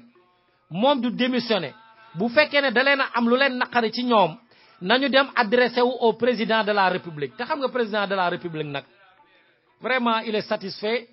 ci ni nga xamante ne noonu la ko Abdoulaye Daouda Diallo di liggéeyale lu mu bëgg mooy am ku mu bëgg mu jàpp ko su manifestation politique amee mu tere leen dégg nga yónnee leen ay militaires ak ay policiers ñu xeex ak ñoom donc xam ngeen ne bu ngeen demee ci moom tamit du ngeen am du ngeen am gain de cause moo tax Abdoulaye Daouda Diallo nee nañ leen moom jotewul ak yéen dara su ngeen amee lu leen naqari wax leen ak Macky Sall ndax Macky Sall moo ko fi teg waaw loolu bokk na ci li nga xamante ne bëggoon naa ko ci yokk beneen information boo xamante ne bëggoon naa ko ci yokk aussi moom moo di ca Sierra Leone génne nañu bilan bi nga xamante ne moo fa xew taw bu bari bu ànd ak ay bu mu wàcc ci kër yi labal ay nit daanaka nee nañu am nañu 400 personnes yoo xam ne faatu nañu ci waaye am na 600 personnes yoo xamante ne disparaître nañ leen kenn mënu leen a gis xamuñu ndax dañoo dee xamuñu ndax deewuñu loolu bokk na ci li nga xamante ne dal na ci peuple Sierra Leone bi mais aussi ca Burkina amoon na attentat bu fa am nee nañu sax am na benn sénégalais d'origine libanaise boo xamante ne ñoom ci victimes yi la ñu bokk waaw loolu bokk na ci li nga xamante ne génn na ci news yi ca Zambie nag ki nga xamante ne mooy opposant bu mag bi muy Hakainde Hichilema moom libéré nañ ko après 4 mois de prison chef de l'opposition zambienne la dañu ko accusé woon de trahison régime bi nag moom moo ko jiiñoon ñu daal di koy tëjoon kaso waaye fu mu toll libéré nañ ko racisme bi nga xamante ne nag mooy dox ci États-Unis waa KKK yi mel ni dañoo nekk ci seeni élément ndax jàpp nañu ne Donald Trump ñoom la fi nekkal ndax xew-xew boobu amoon ba am ku ci dee ñëpp dañ doon xaar mu wax ci waaye yeex na cee wax te bi mu ci waxee ba pare dafa blâmer ñii di manifester blâmer ñële nee na ñaari côté yëpp ñoo kii waaye dafa mel ni ni mu waxee day supporter ñële ci li ñu def waaw léegi nag moom def na benn sortie génn nee na presse bi moo déformé ses propos waaye li nga xamante ne moom la ñuy wax ne moo ko wax moom waxewu ko noonu waaw waxewu ko noonu ba tax na ki nga xamante ne mooy ancien président des États-Unis di Obama dafa tweet maanaam ci Twitter la génne benn message boo xamante ne benn waxu Nelson Mandela la bi mu ko waxee nag wax ji maanaam dafa battre record ci wàllu like mooy maanaam aimé waaw parce que nee nañu ki yore woon record bi beneen nit la waaye fu mu toll nii bis bi nga xamante ne Barack Obama citation Nelson Mandela boobu nga xamante ne moom la waxoon bi mu ko publier mu di personne ne naît en haïssant quelqu'un d'autre à cause de la couleur de sa peau de son passé ou de sa religion loolu bi mu ko tweeté dafa dem ba yegg 3,1 millions ay nit ñu mu neex te ki yoroon record bi te moom ki yoroon record bi moom da ko passé lu bare moom Barack Obama ndax kooku record bi ki ko yore woon benn chanteuse la bu ñuy wax Ariana Grande mu ngi amoon 2,70 millions de like Barack Obama ñëw yore plus de 3 millions te ci non seulement nit ñi dañu ko amee mais dañu ko retweet mooy maanaam dañu ko jël partagé ko 1,3 million de fois loolu bokk na ci li nga xamante ne génn na te jàpp nañu ne tweet boobu mu def c'est pour tontu ki nga xamante ne mooy actuel président ndax Barack Obama bi mu boolee le peuple américain ba ñu nekk benn dafa mel ni Donald Trump bi mu ñëwee dafa bëgg a diviser nit ñi parce que ñi nga xamante ne ay étranger lañu te baayam wala ay maamam étranger lañu woon ndax beneen dëkk lañu jóge waaye ñi nga xamante ne aussi ay noir lañu wala ñu doon ay minorité maanaam dañoo jàpp ne considéré wuñu leen ci li nga xamante ne moom moo di bokk doon ay américain Ismaïla Lo ci benn interview ci week-end bi ci biir semaine bi dafa wax ne en Afrique il est anormal de jeter un citoyen en prison pour avoir critiqué le chef de l'État mu ngi ci réseaux sociaux africains yi maanaam partagé nañu ko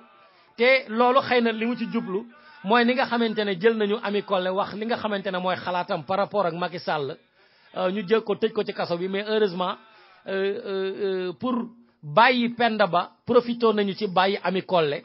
te loolu satisfaction la ndax Penda Ba ak Ami Collé yëpp seen opinion la ñu wax man dama bokk ci ñi nga xamante ne même li Penda Ba wax ñaawluwuma ko waruñu ko ci tëj kaso su fekkee communauté wolof neexu ko mën na leen saaga garaawul opinion am la noonu la monde bi développé nanu ko bàyyi te yàlla def na bàyyi nañ ko ñu profité ci aussi bàyyi ki nga xamante ne moom moo di Ami Collé ci mbirum terrorisme nag ginnaaw bi ñu attaqué ki nga xamante ne moom moo di waa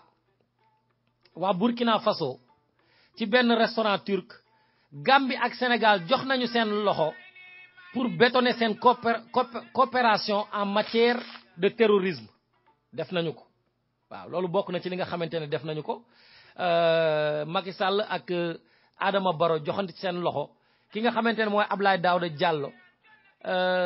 co-présidé na benn avec son homologue gambien muy Ahmad Fatim Mal benn réunion de travail pour que ñu accepté ko ci sécuriser diggante Dakar ak Gambie ci mbirum terrorisme loolu mooy li nga xamante ne bëggoon naa ko yokk mbokk mi xanaa ma ubbi micro yi képp ku ci bëgg a yokk dara mën nga ñu woo Skype rajo sunu kër wala nga ñu woo ci numéro téléphone bi ñu jox la kàddu gi loo xam ci li nga xamante ne moo judd ci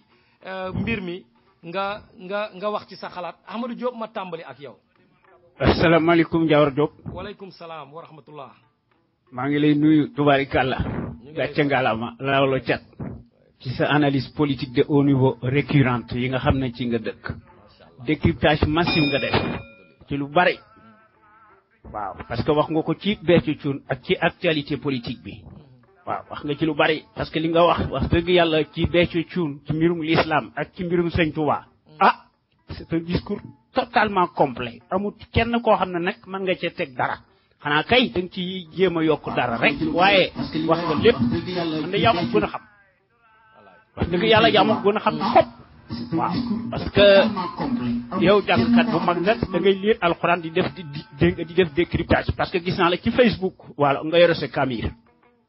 alhamdulilah rabbil alamin actualité nationale bi nag bari na waaw man nag actualité internationale bi laay wax ci mel ni mbir rek waaw parce que dafa am ñaari événement muy li nga wax ci Donald Trump ak li xew ci Venezuela waaw Maduro moo fa nekk le successeur de Chavez waaw américain yi daal ñoom neneen daal dañoo bëgg a def une intervention militaire au Venezuela waaw man damaa xamut fan lañ ko teg man de gisuma fenn fu ñu ko teg xanaa ñoom dañuy fàtte mel ni mbir parce que bu fekkente ne bii ne président ba fa nekk attaqué wut benn pays à ce que je sache li ma gis te loolu kenn du ko duumaat ci dara pays boobu dafa libre dafa am pétrole parce que dafa am des enjeux politiques stratégiques politiques parce que moo yem frontière ak Colombie waaw élection américaine yi est-ce que amoon na intervention militaire extérieure bi nga xamante ne bii ne Bush moo fi nekkoon ak Al Gore ku ne naan maa gagné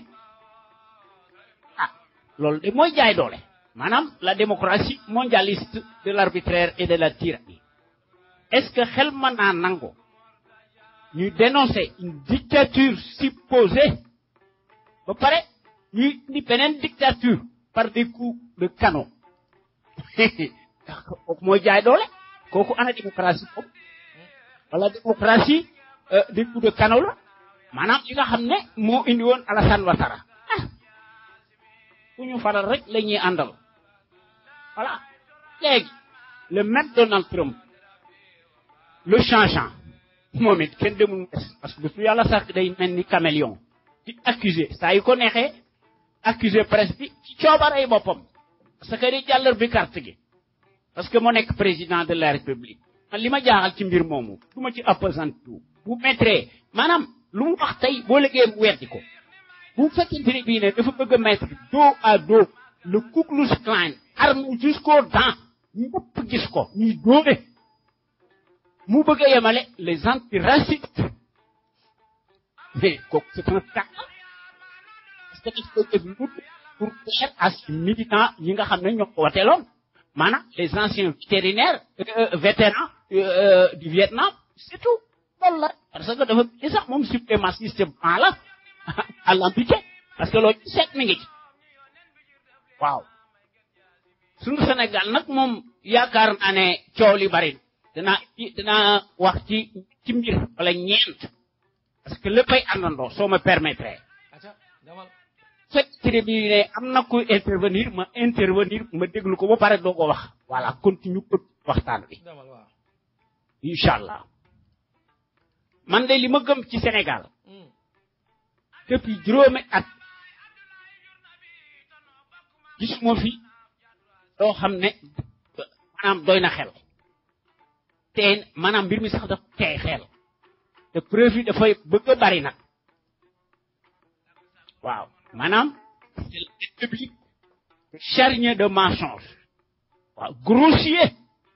ak seeni escalade cataclysmique massive ñoom waaw man ma jaaxal ñoom dañuy toog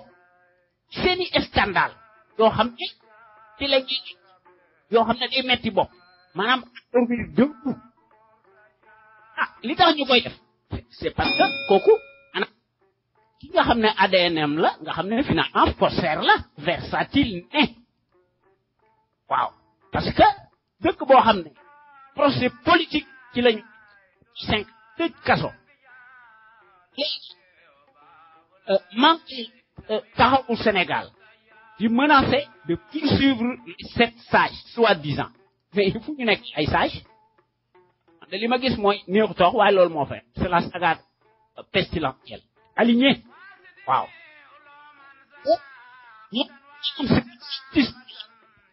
finalement maanaam ñoo nekk la base arrière yoo xam ne au service du tyran encombrant ak ko bon ñu koy porter plainte parce que plainte boo xam ne Mamadou Badio moo fa nekk Mamadou Badio ak Cheikh Tidiane Coulibaly te gis nañ ko affaire Karim Wade voilà parce que dañ doon acté Karim Wade ci bari léegi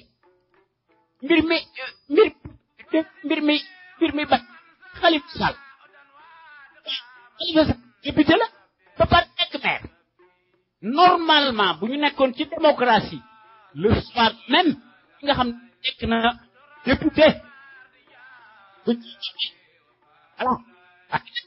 évidemment Macky ça son test que Waffen SS dañuy utiliser des mécanismes fascistes waaw ndax mën a retarder ak biram alors Cheikh Oumar Anne maire de Ndioum sàcc na 81 millions de francs CFA administrateur provisoire AHS ak di nga xaw ma lan dégg nga bokk na ci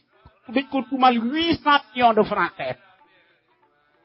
voilà luy wax ci loolu te kat ko doon ak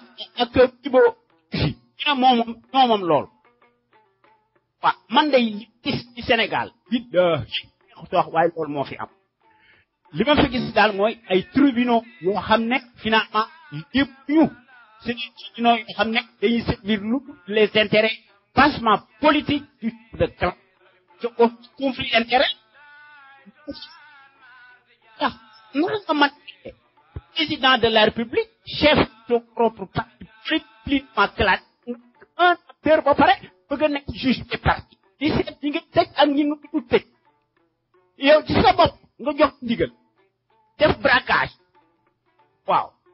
électorale en permanence di continuer say procès yi am parce que wax ko ci ay rat droit de l'homme ak yooyu ñuy porte plainte contre le gouvernement bancal ethnique même Abdoulaye Daouda Diallo ma xam ne seet yeneen pexe parce que loolu moom boo ñu xam ne ki ñu am affaire moom kenn duutu jaawaat la ay mbiram parce que jubadi la waaw chef d'accusation bi parce que ku wax feeñ dañu ne maanaam dafa def flagrant délit mais kooku c'est un grand bien mot c'est un grand vide de nooy waaw léegi kon lu tax ñu relaxé ko parce que élection boo xam ne ci Touba Mbacké plus de 100 bureau de 120 ou 124 escroquerie politique le conseil anticonstitutionnel tous les recours mais ñuy bajo man mooma ci gën a jaaxal wax feeñ gis naa presse bi aussi naa peut-être parce que xawma kooko xawma parce que na moment boo xam ne moon dikku bi waaye am na benn mbir boo xam ne il faut que ma tàbbal ci ñawar lii présidentielle de parti en perspective à l'horizon 2019 presse bi dañu ne faut que ñu yokk la caution mu ñi nga xam ne dañoo bëgg a nekk ay candidat yokk somme bi ba mu mat 200 millions waaw loolu la première nee nañ da bala mu son daal ñi ngi koy def te gëm naa ne daañu ko dakkanal waaw njawar 200 millions bëri na de Amadou waaw loolu bu muy nuru loolu lan lay nuru pour man c'est un scandale te Amadou waaw dafa bokk ci li Y'en a marre di wax ne dañu ciy porter plainte gouvernement bi waaw loolu voilà mooy majeure partie nit ñi dañuy bindu mais duñu voté wu depuis Macky Sall nekkee mooy maanaam ñii di voté toujours dañuy gën a néew te du tee moom li mu bëgg mooy am mooy c'est parce que dañuy empêcher nit ñi ñu exprimer wu par rapport ak li ñu leen jox donc bu ñu yóbbee mbir mi 200 millions mooy candidat yi dañuy néew bu ko defee challenge du ko am voilà loolu d'accord loolu moo tax ma wax ci loolu mu bëgg cee wax tuuti waaw dafa am lu may nur parce que man am naa ci analyse politique te nag wax dëgg yàlla ci laa dëkk nag njawar parce que loolu jaadu loolu am signification politique de bas étage maa ko wax parce que naa ci di ay firnde ndax ci sama gis-gis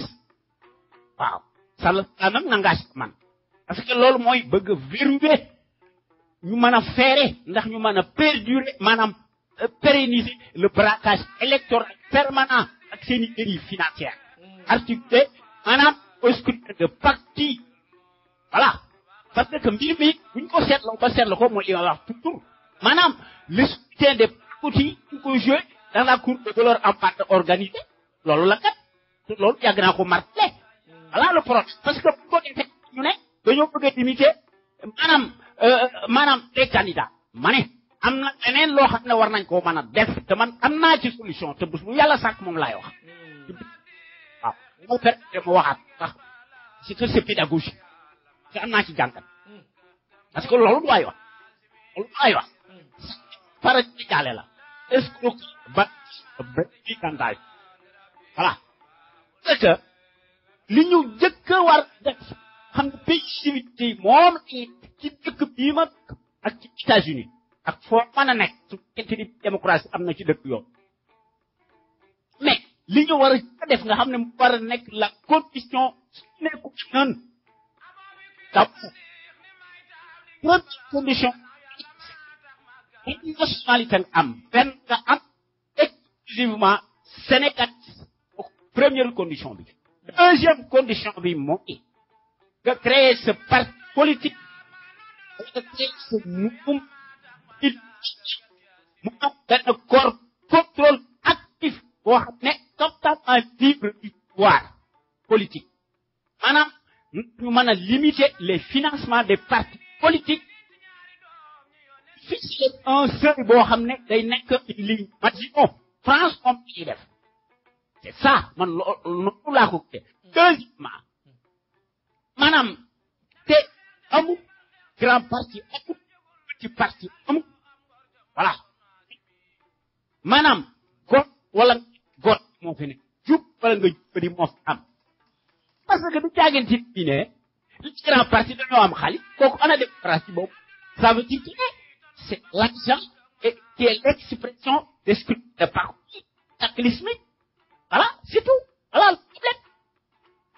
kooku du solution man solution bi am naa ko am na wax voilà gis suñu Sénégal yi ñu yor képp kuy seet juba ñëwal ci Sénégal waaw ñëwal ci Sénégal ndax soyez bienvenue soyez la bienvenue voilà parce que Sénégal nekk le ciel obscur de la politique à tout moment la bise même kalali parce que Sénégal moo nekk laboratoire boo xam maanaam affaire exotisme verbal moo fi am et la lâcheté a coupé le voilà parce que 200 millions mais buñ ko teg loolu moo sàkk solution bi mooy ñu un débat massif libre waaw en quartier nag journal si tout prix ci kër waaw ñoom ñoo war a fixer les règles du jeu voilà le problème ndax ñu mën a débattre bi ndax ñoo war a yore tempo ñoom ñoo war a diriger l'État voilà le problème ñoom ñoo war a changer en lieu et place des candidats def ci débat massif par des déballages massifs waaw ñuy dagg public ci penc yi politique mën na nekk synonyme d'offense posée au chef de l'État nga xam ne Macky Sall day ñëw ci plateau bi tàggasante ñoom ñëpp ñu indi ñu jël seen i mbóot cataclysme journaliste dans le jeu di limite débat yi ak temps de parole bi c'est ça le problème loolu la ñu war a def di def yëpp loolu mag du ko def parce que na le ko ci fekk parce que su ku na xam da xam ku la mag voilà le problème parce que su boobaa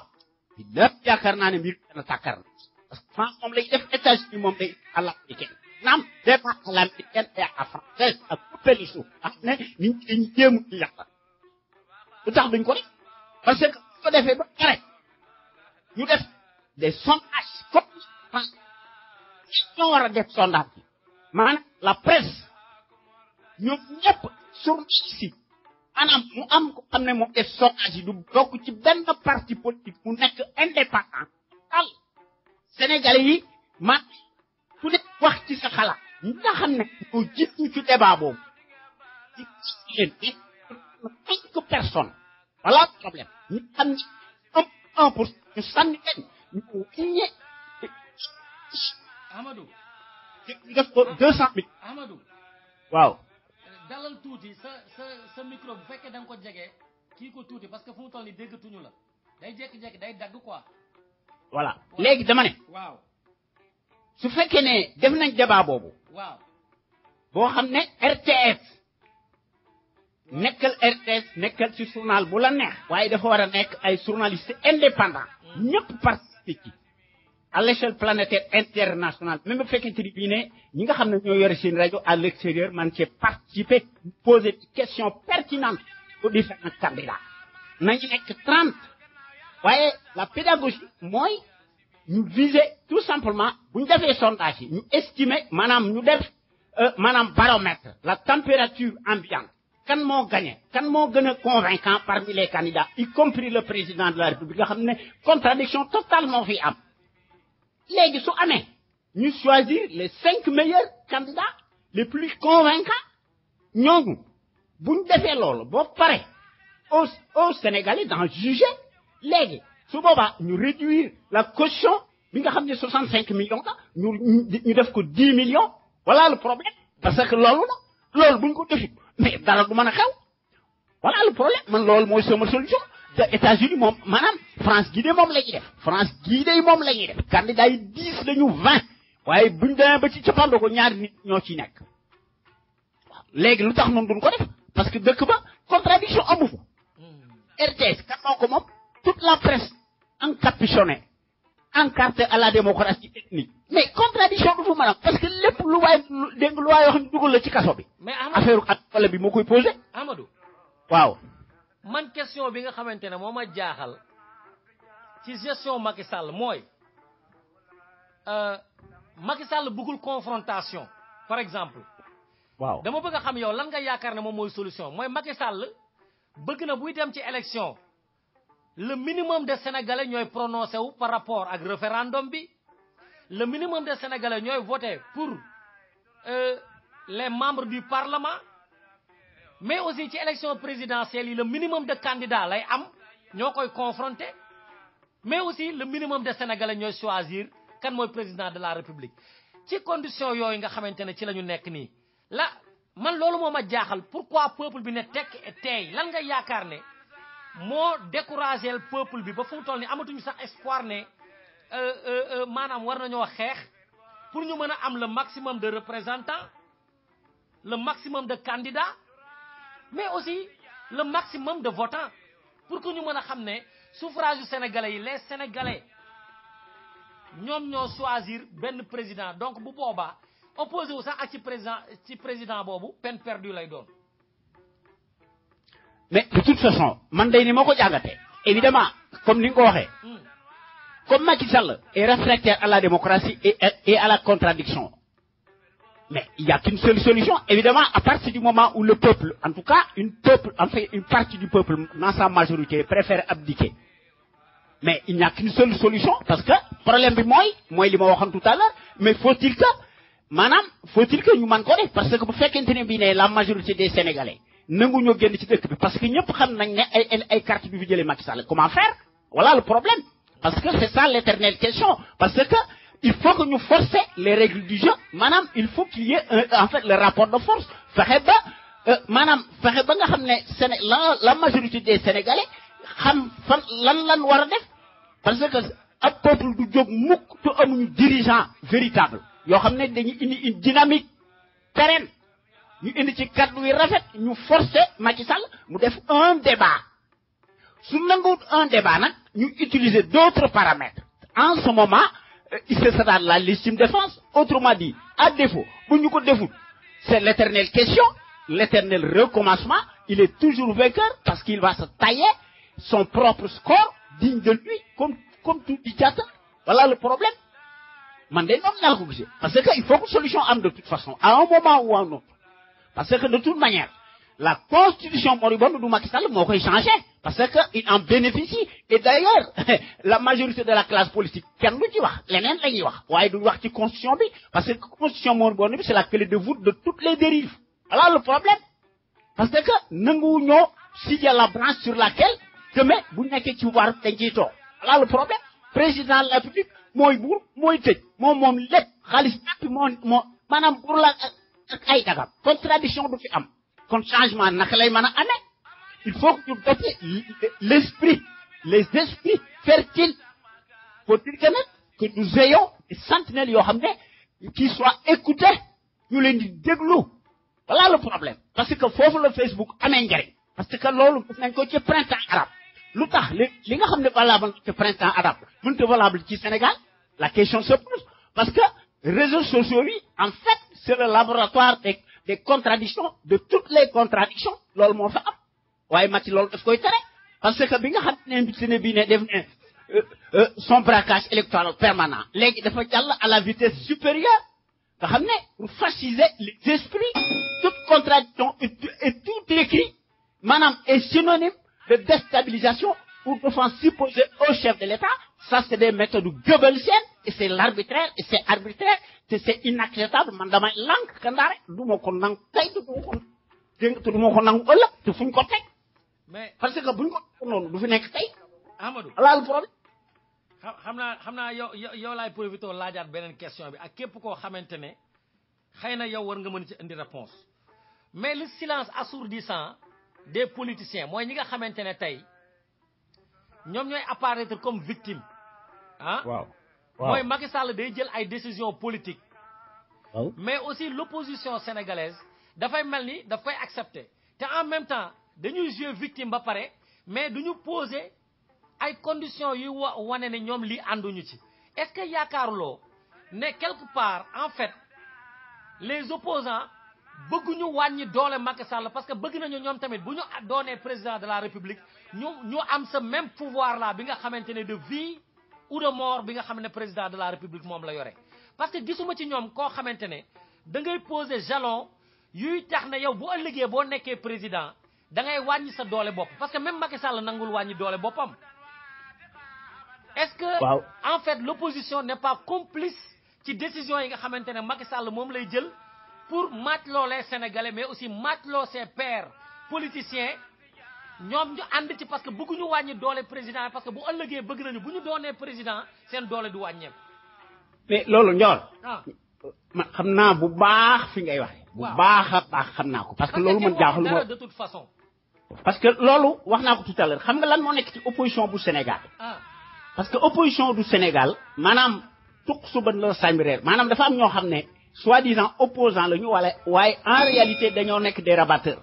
des acteurs politiques qui encagoulés derrière Macky Sall mu leen di jàmb te li ci gën a jéggi dayoo amu ci kenn koo xam ne yaa ngi dingat la constitution parce que mooy li may wax toujours ñoom dañoo bëgg a bénéficier wu ci maanaam les pleins pouvoirs indignes apocalyptiques du président de la République qui est juge et parti nga xam ne foo na la nekk voilà le problème parce que problème bi mooy bu fekkente ni bii ne le président de la République day jël des décisions unilatérales nga xam ne mu koy def des décrets présidentiels nga xam ne Macky Sall est devenu finalement le président des décrets présidentiels mais ñun fan la ñu jëm ça veut dire que ne en fait l'opposition maanaam ce n'est pas une opposition c'est une opposition boo xam ne totalement décapitée zisaillée élaguée ñoom seeni intérêt bassement personnel donc la ñuy seet waaye seetuñu l'intérêt général incessible de la nation sénégalaise parce que buñ ko bëggoon mën nañ ko parce que amuñu esprit sacrifice amuñu ko voilà le problème te aussi comme ñoom dañoo tële te lii ci gën a jéggi daayo ci mbir moomu parce que am na lu koy prouver parce que même boo seetee maanaam la parodie référendaire dëmm bi mais en fait l'opposition avait totalement abdiqué l'opposition avait toute la latitude de récuser dingat ko publiquement ñu ne duñu dem fenn quitte même à faire du bruit ñu tële noppi Macky continue maanaam de cacher son calendrier électoral boo xam ne doo ko neex mu def ce qu'il appelle non seulement un braquage électoral sur fond d'inondation cataclysmique des maladies et des diarrhées etc. opposition bi jëluñu seeni matukaay Macky Sall nax leen ba dugg leen ci pot maanaam dañuy bàyyi ba nga xam ne jaan wi ñu topp ci naan ana jaan wi lu tax loolu mënuñu ko évidemment il faudrait que veillons maanaam des sentinelles altruistes yoo xam ne dañuy am abnégation yoo xam ne c'est des patriotes de haut niveau qui ont la haute conscience sur la chose publique mu jaral leen lu nekk nga xam ne assemblée nationale bi dañuy seet li nga xam ne mooy les intérêts vitaux à savoir le pétrole et gaz du Sénégal qui vont couler à flot demain mais pour qui état du Sénégal am ci lu dul 10% loolu mooy tax may wax tous ne il nous faudrait que ñu mën a changer la constitution moribonde mais faut-il que naka lañ ko mën a changer parce que ki ko mën a changer ñaari méthode lañ ko mën a changer utiliser d'autres paramètres nga xam ne dañuy partir de zéro wala ñu daaneel Macky Sall ci nii pàcc na il faut que ñu gën ci le guêpier infernal des scrutins de pacotille maanaam affaire élection boo xam ne ñu ngi ko joué dans la cour des voleurs en bande organisée ci la gën a mën a sàcc moom la ñuy fat parce que beneen méthode amu fi voilà le problème mais faut-il que nag parce que en ce moment il faudrait que l'armée aussi la justice la police et la gendarmerie soient neutres mais apparemment c'est des clients pour la plupart du temps parce que ñan ñoo nekk ci bopp Sénégal ñaata haut grade ñoo fa nekk plus de 35 yoo xam ne dañuy xarma nga xam ne ñu ngi ci bitim réew foofu la ñuy jaay seen ngóoro seen njàmbarte waaye sur la chose publique maanaam boo xamante ni bi braquage am na loolu duñ ko def te loolu dafa saafana nga xam ne le pays des hommes intègres le Burkina Faso def lu tax ñun mënuñu ko voilà le problème du Sénégal parce que dañ leen di gert ñu leen di fay xaalis bu bari ñu xarmat de façon que ñoom ñu di fàtte tënk te gii fi nekk parce que seen yoon nekku ci voilà le problème alors que pays yi nga xam ne dañoo am ak njàmbaarte nga xam ne dañoo am fiscalisme politique parce que du caagante ni bii ne armée nga ci nga armée boo ci nekkee boo gisee loo xam ne jubut da nga naan man du ma arrêté benn Sénégalais parce que su armée bi ne woon ak police bi wala gendarmerie bi ne ñun duñu arrêté kenn bis de Macky Sall mënu dara du ko def day mujj el ginnaaw waaye bu fekkee ci bi ne def leen a def en sa besace di leen jënd comme ay xar ñaata nit la Macky Sall ne ci armée bi ci lépp noonu la lépp tout administration ambassadeur consul généraux lépp noonu ci demee préfet sax loolu la ñu nekk si biir opère ministre de l'intérieur nekk maanaam un instrument politique bu mag sax magal problème mais ñun mais changement kenn la fi am Sénégal mënta génn mu li nga xam ne moom la adduna bi di def France def na ko États-Unis def na ko Chine def na ko dëkk yi am fayda def nañ Brésil def nañ ko Afrique du Sud def nañ ko moo ci mujj Sénégal nag dañuy defandu ci le masque mais en fait le masque là maanaam synonyme d'application totale et par consentement réactionnaire si nous voulons dire la vérité rien que la vérité c'est que il faut dire les choses telles qu'elles sont non veuille qu'elles soient parce que dëgg du neex parce que dëgg doo ko dénaturé parce que boo ko dénaturé waxoo dëgg voilà le problème man noonu laa ko gisuma leneen mais parce que force qui arrête la force Amadou ak wax na ko keneen wax na ko voilà Amadou oui donc le grand perdant c'est le peuple mais le peuple non xam nga le peuple aussi mënta am le beurre et l'argent du beurre Ndiawar parce que bu fekkente ne bi ki lay duma mi ngi lay duma nga noppi di ko wateel boo léegi nga def la même chose mais kooku mais est-ce que le peuple mooy voté parce que tamit loolu questionnement la boo xamante ne ñiy wax naan Macky Sall lu ko neex def ba pare bu ñu jógee votel ko mais est-ce que le peuple mu ngi voté parce que on parle de que ni nit ñi non seulement voté wuñu am na ay bureau fictif mais Sénégalais dans leur ensemble yow xoolal sa entourage immédiat nit ñi ngay waxanteel c'est très rare nga gis nit ku la wax ne ànd na ak Macky Sall donc bu ñu ñëwee ne peuple bi mooy votel Macky Sall te nit ñi di continuer di jooy mais loolu c'est unique maanaam dafa doy waar te nit ñi mënuñu ko comprendre. mais kooku ça veut dire que tout simplement parce que mbir mi lenn la neexut wax parce que ça veut dire que ne comme ci sunu Sénégal gi y a un déficit chronique politique à l'échelle nationale voilà le problème. parce que ñëpp ñooy jooy ma ne ñëpp ñooy jooy ñëpp ñooy complaindre ci mauvaise gouvernance bu Macky Sall ni ñuy doxalee ak ñi mu àndal ci mundaandaat gi ñu nekk ak mbirum famille bi ñuy doxal mais teewul contradiction bi mooy bu élection jotee ñu ne Macky Sall gagné na mais li ñu war a seetlu mooy le minimum de Sénégalais ñooy voté ci élection mi Macky Sall di organiser dañuy obligé ñu voté parce que day foqar ci waaw mais loolu qu'est-ce que loolu nag kon ci condition yooyu war nañu blâmer le peuple. Non, c'est-à-dire qu'il ne s'agit pas qu'on blâme le peuple. C'est-à-dire que le peuple, il faut que, parce que tout à l'heure, il faut que le peuple madame, il faut qu'il y ait, madame, des sentinelles. Mais faut-il que les sentinelles soient entendus? Parce que sentinelles, non, c'est que, xam nga problème bi mooy leen sentinelles yi amuñu fu ñu waxee ci Sénégal mais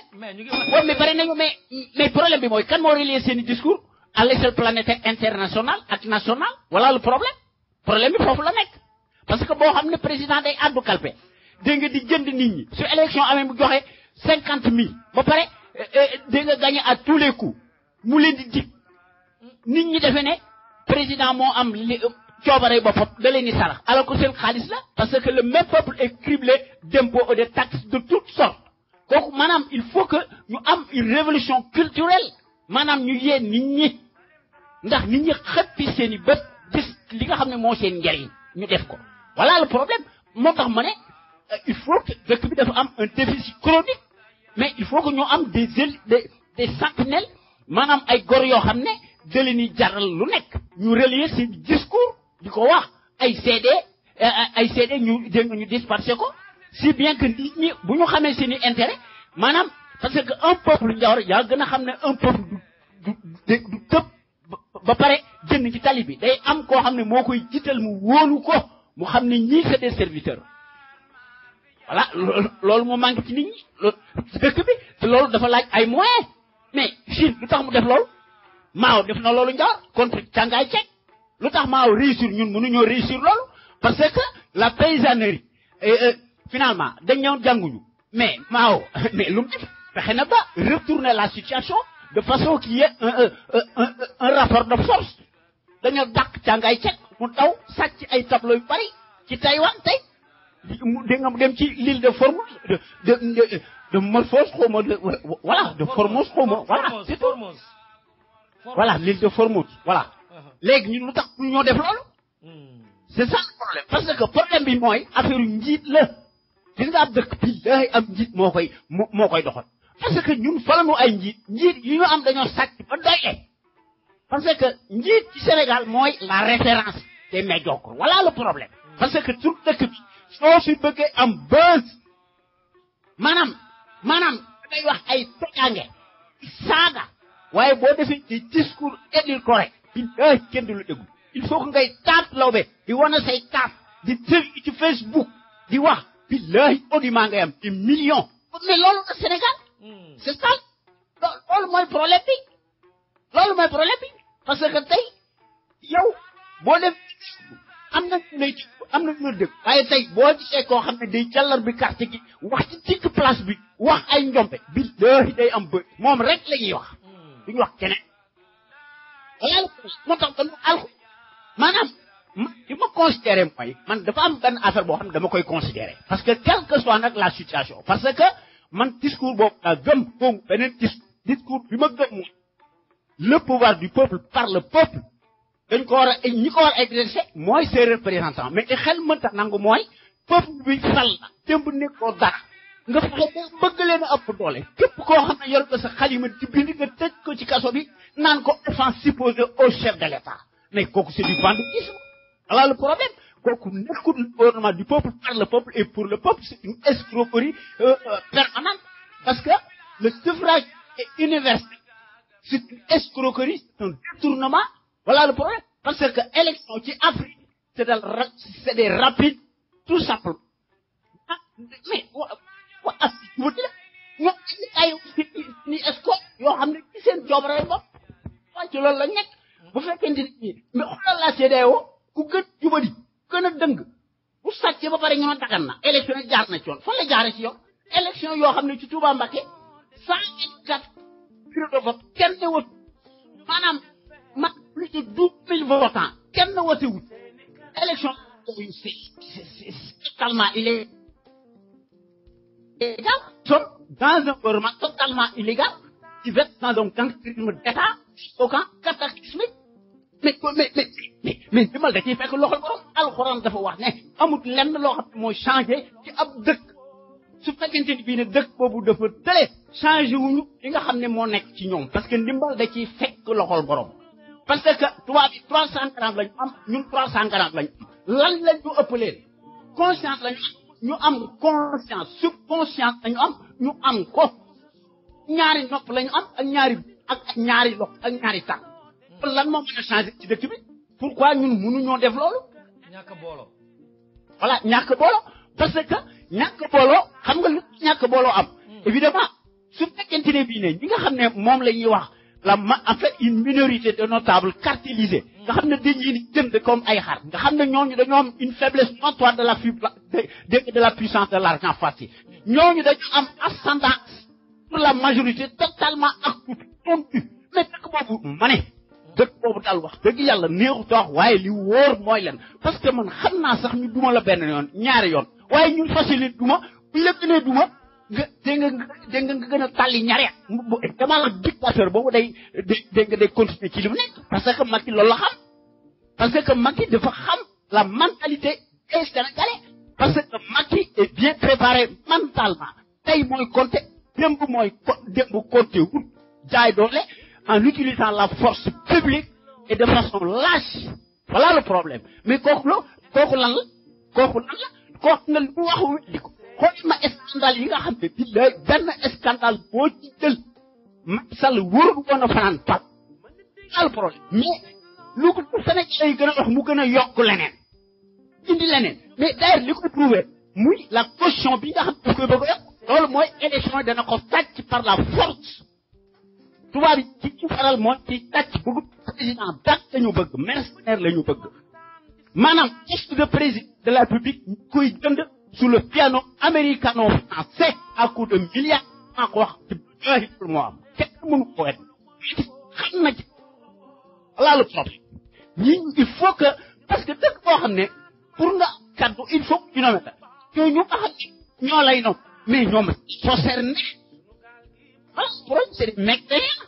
simplement simple profanateur menteur dans l'âme lu mu wax wet ko amuñu kert yore seeni kala ak seeni mbaxana di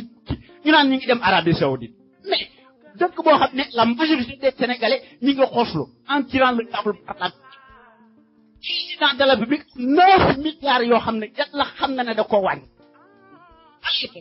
ñun banque mondiale nekk fii ak le FMI mu nekk des institutions totalement impérialistes au service du dictateur man des actes de défense non cataclysmique yoo xam ne intérêt personnel am la bu bëgg a la toone dañ ko def pour aar réew Macky Sall di jël plus de 30 millions d'euros mu jël la koy arme loolu mooy faire des gages à nos oppresseurs voilà le problème 30 millions yooyu xajoon na fin Sénégal mësta un petit terroriste le premier terroriste c'est Macky et sa bande d'ouailles voilà le problème c'est mercenaire y compris ñaari biir Assemblée nationale et le Conseil constitutionnel une fouilleuse yoo xam ne qui risque les deniers de l'État ñu leen di jox ay millions yu bari mais on est où dans ce pays voilà defe naa waxtu wi jot na ma lay gërëm bu baax daanaka tey yaa joué sax rôle invité parce que ay questionnement la yoo xamante ne même man sax su ma ko toppee boo motul dama koy jéem a répondre te bu ma sañoon ay sénégalais si boppam ñoom ñoo koy répondre seen bopp muy ni réew mi di doxee dafa jaaxal ñëpp la jaaxal ma lay gërëm bu baax di rafetlu aussi li nga xamante ne moom ngeen ci répondre ñi nga xamante ne ñooñu doon déglu ñu ngi leen di baalu àq di leen baal àq te di leen ñaanal jàmm di leen jox daje incha allah altine ci beneen émission képp koo xamante ne dégg nga fi lu la neexul ñu ngi lay jéggalu mais ku fi dégg loo xamante ne lu lay jariñ la di la amal njariñ na ngeen ko partager waxtaan ci bu ko defee ñu réfléchir ci surtout quoi daanaka waxtaan bi sax bu fekkee ne bokkuñu ay opinion bu ñu waxtaanee ay polémique rek lay indi mais boo tëddee sa lal nga réfléchir ci problème yi nga xamante ne c'est des problèmes actuels yu réew mi am ñu bëgg a joxoñ suñu bopp comme ay victimes ba pare mais aussi responsabilité bi ñu bëgg ko teg suñu bopp c'est parce que am na benn y a une chose boo xamante ne ñun comprendre ñu ko te non seulement comprendre ko waaye ñu doxuñu ci tamit pour solutionner ko donc nañu ci réfléchir bu baax mooy tous ces problèmes là yi nga xamante ne souligné naa ko fi te mu mérité réflexion quoi waaw di jéggalu ñëpp di leen baal ak di ñaanal ñi ñu doon déglu ñëpp yàlla defal leen jàmm defal ko seen njaboot di leen jox daje incha allah altine ci beneen émission l'info autrement di wax comme d'habitude vive le Sénégal et gloire à sa jeunesse. déglooti sunu kër FM seeni kër laa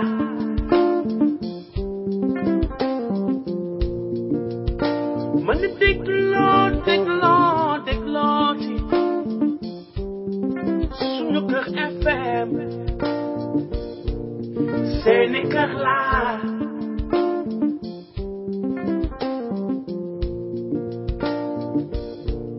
ñëpp di waxtaan ci Sénégal suñu réew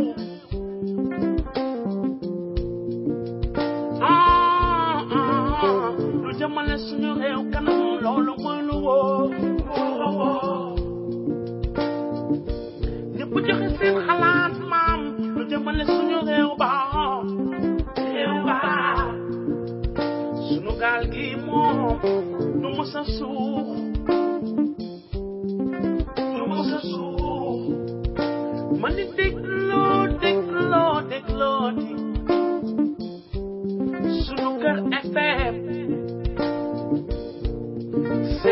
neex laa sama gaa ñi dégloo ci sunu kër FM sunu rajo laa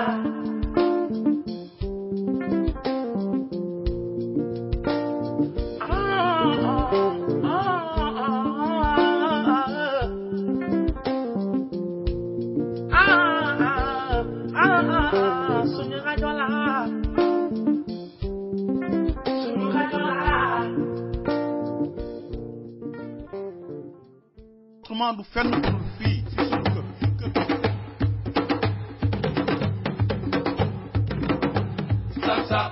kon ngeen xam ne moom mosuma bañ a sóoraale ci lenn te jiituwuma fi ëpp ma fi xam-xam donc loolu mu koy def ba yàlla def mu yóbbu ma def ma directeur général Petrosen ñu toogati diir mu woo ma pour yóbbu ma ministère de l'énergie des mines et de l'hydraulique première rentrée te amu si lenn lu ma ko laaj chaque fois mooy woo ñëw ne ma Macky je veux que nga dem fii bi ma demee énergie mine ñu dem accident bi am mu tegal ma si équipement mu nekk surcharge bu 10 ba ñu ci génnee Idrissa Seck di former gouvernement moom moo ma woo bureau la première fois ne ma toogal ñu defar gouvernement boole ma ci pour ma koy jox xalaat ci koo xam ne ministre nga pare laaj ma loo ci bëgg ma ne ko loo ma si jox baax finalement ma ne ko kon xanaa ma def fi ma newoon muy miin ak yeneen ndax maa ngi la ciy liggéeyal te yaakaar naa ni secteur la boo xam ne je me sens à l'aise mu ne ma kon je vais te mettre ministre d'État parce que ça anoblit comme ça tu vas être premier sur la liste après le premier ministre loolu la ñu nekkee dénk ma cadre parti bi ñuy dem di dem ba jëmmi jamono mu woo ma te loolu aussi dañ ko war a leeral pour l'histoire keroog assemblée nationale boo gisee ñu def li ñu def dañu bëggoon wane ne itam tey jii assemblée bi sa assemblée la les députés sont derrière vous et soutiennent le processus de l'organisation de la conférence islamique et c'est à l'unanimité majorité comme opposition que la ñu voté cette résolution ñun si loolu la ñu nekk ñu si leneen. c'est vraiment ki ni nga wax parce que addina bi ko doy waar su ma seetee ba ne kii laa bëgg dénk lii. waaw bu seetee di seet ci Sénégal yi ba ne kii laa bëgg dénk lii. yàlla ak man rek moo ko xam. ne kenn xam ko pour suba tor ko talaa. ñii nga xam ne nag da nga leen fi fekk ma jox la poste bi. ñii nga fi fekk mu jox la poste bi. damay seede ni amul kenn ci ñoom. ne. ak nga jox ko lii. ne kor yi nga fekkoon ci parti bi du nekk yàgg ñoo ngi nii toog waaye rek amul kenn kuñ mës a jox bëgg bu tëb ne mu recevoir la ne ko lu tax nga jox la du may. danañu ma jaaxal. ne bu ko defoon jaaxal.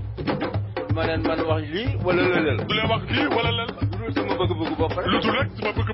bopp. yàlla moo ma xiir rek ci loolu man def ko te yàlla ma ko sant. ma ko expliqué am na ñu xam ne woon dugg seen bopp. moom ma xiir ci loolu. ah président ne waaye nag yàlla ko xiir ci loolu. mu waxtaan mu ne ma léegi je veux que tu ailles au ministère de l'intérieur. en tout cas président intérieur bi xaw ma lan la woon mais dama ko ragaloon. kon loolu day wax dëgg yàlla xam nga xaw a diis. parce que man daal technicien laa te daal si laa gën a nekk à l'aise. mu ne ma daal il faut que nga dem foofu parce que loolu moo ma gënal. ak bu dee moo la gënal man amatuma choix. kon avec votre soutien je suis sûr que je réussirai. c'est pour ça que j'ai été nommé ministre d'État, ministre de l'Intérieur et des collectivités locales et porte-parole du gouvernement. ku la defal lii yëpp ndax am nga payam.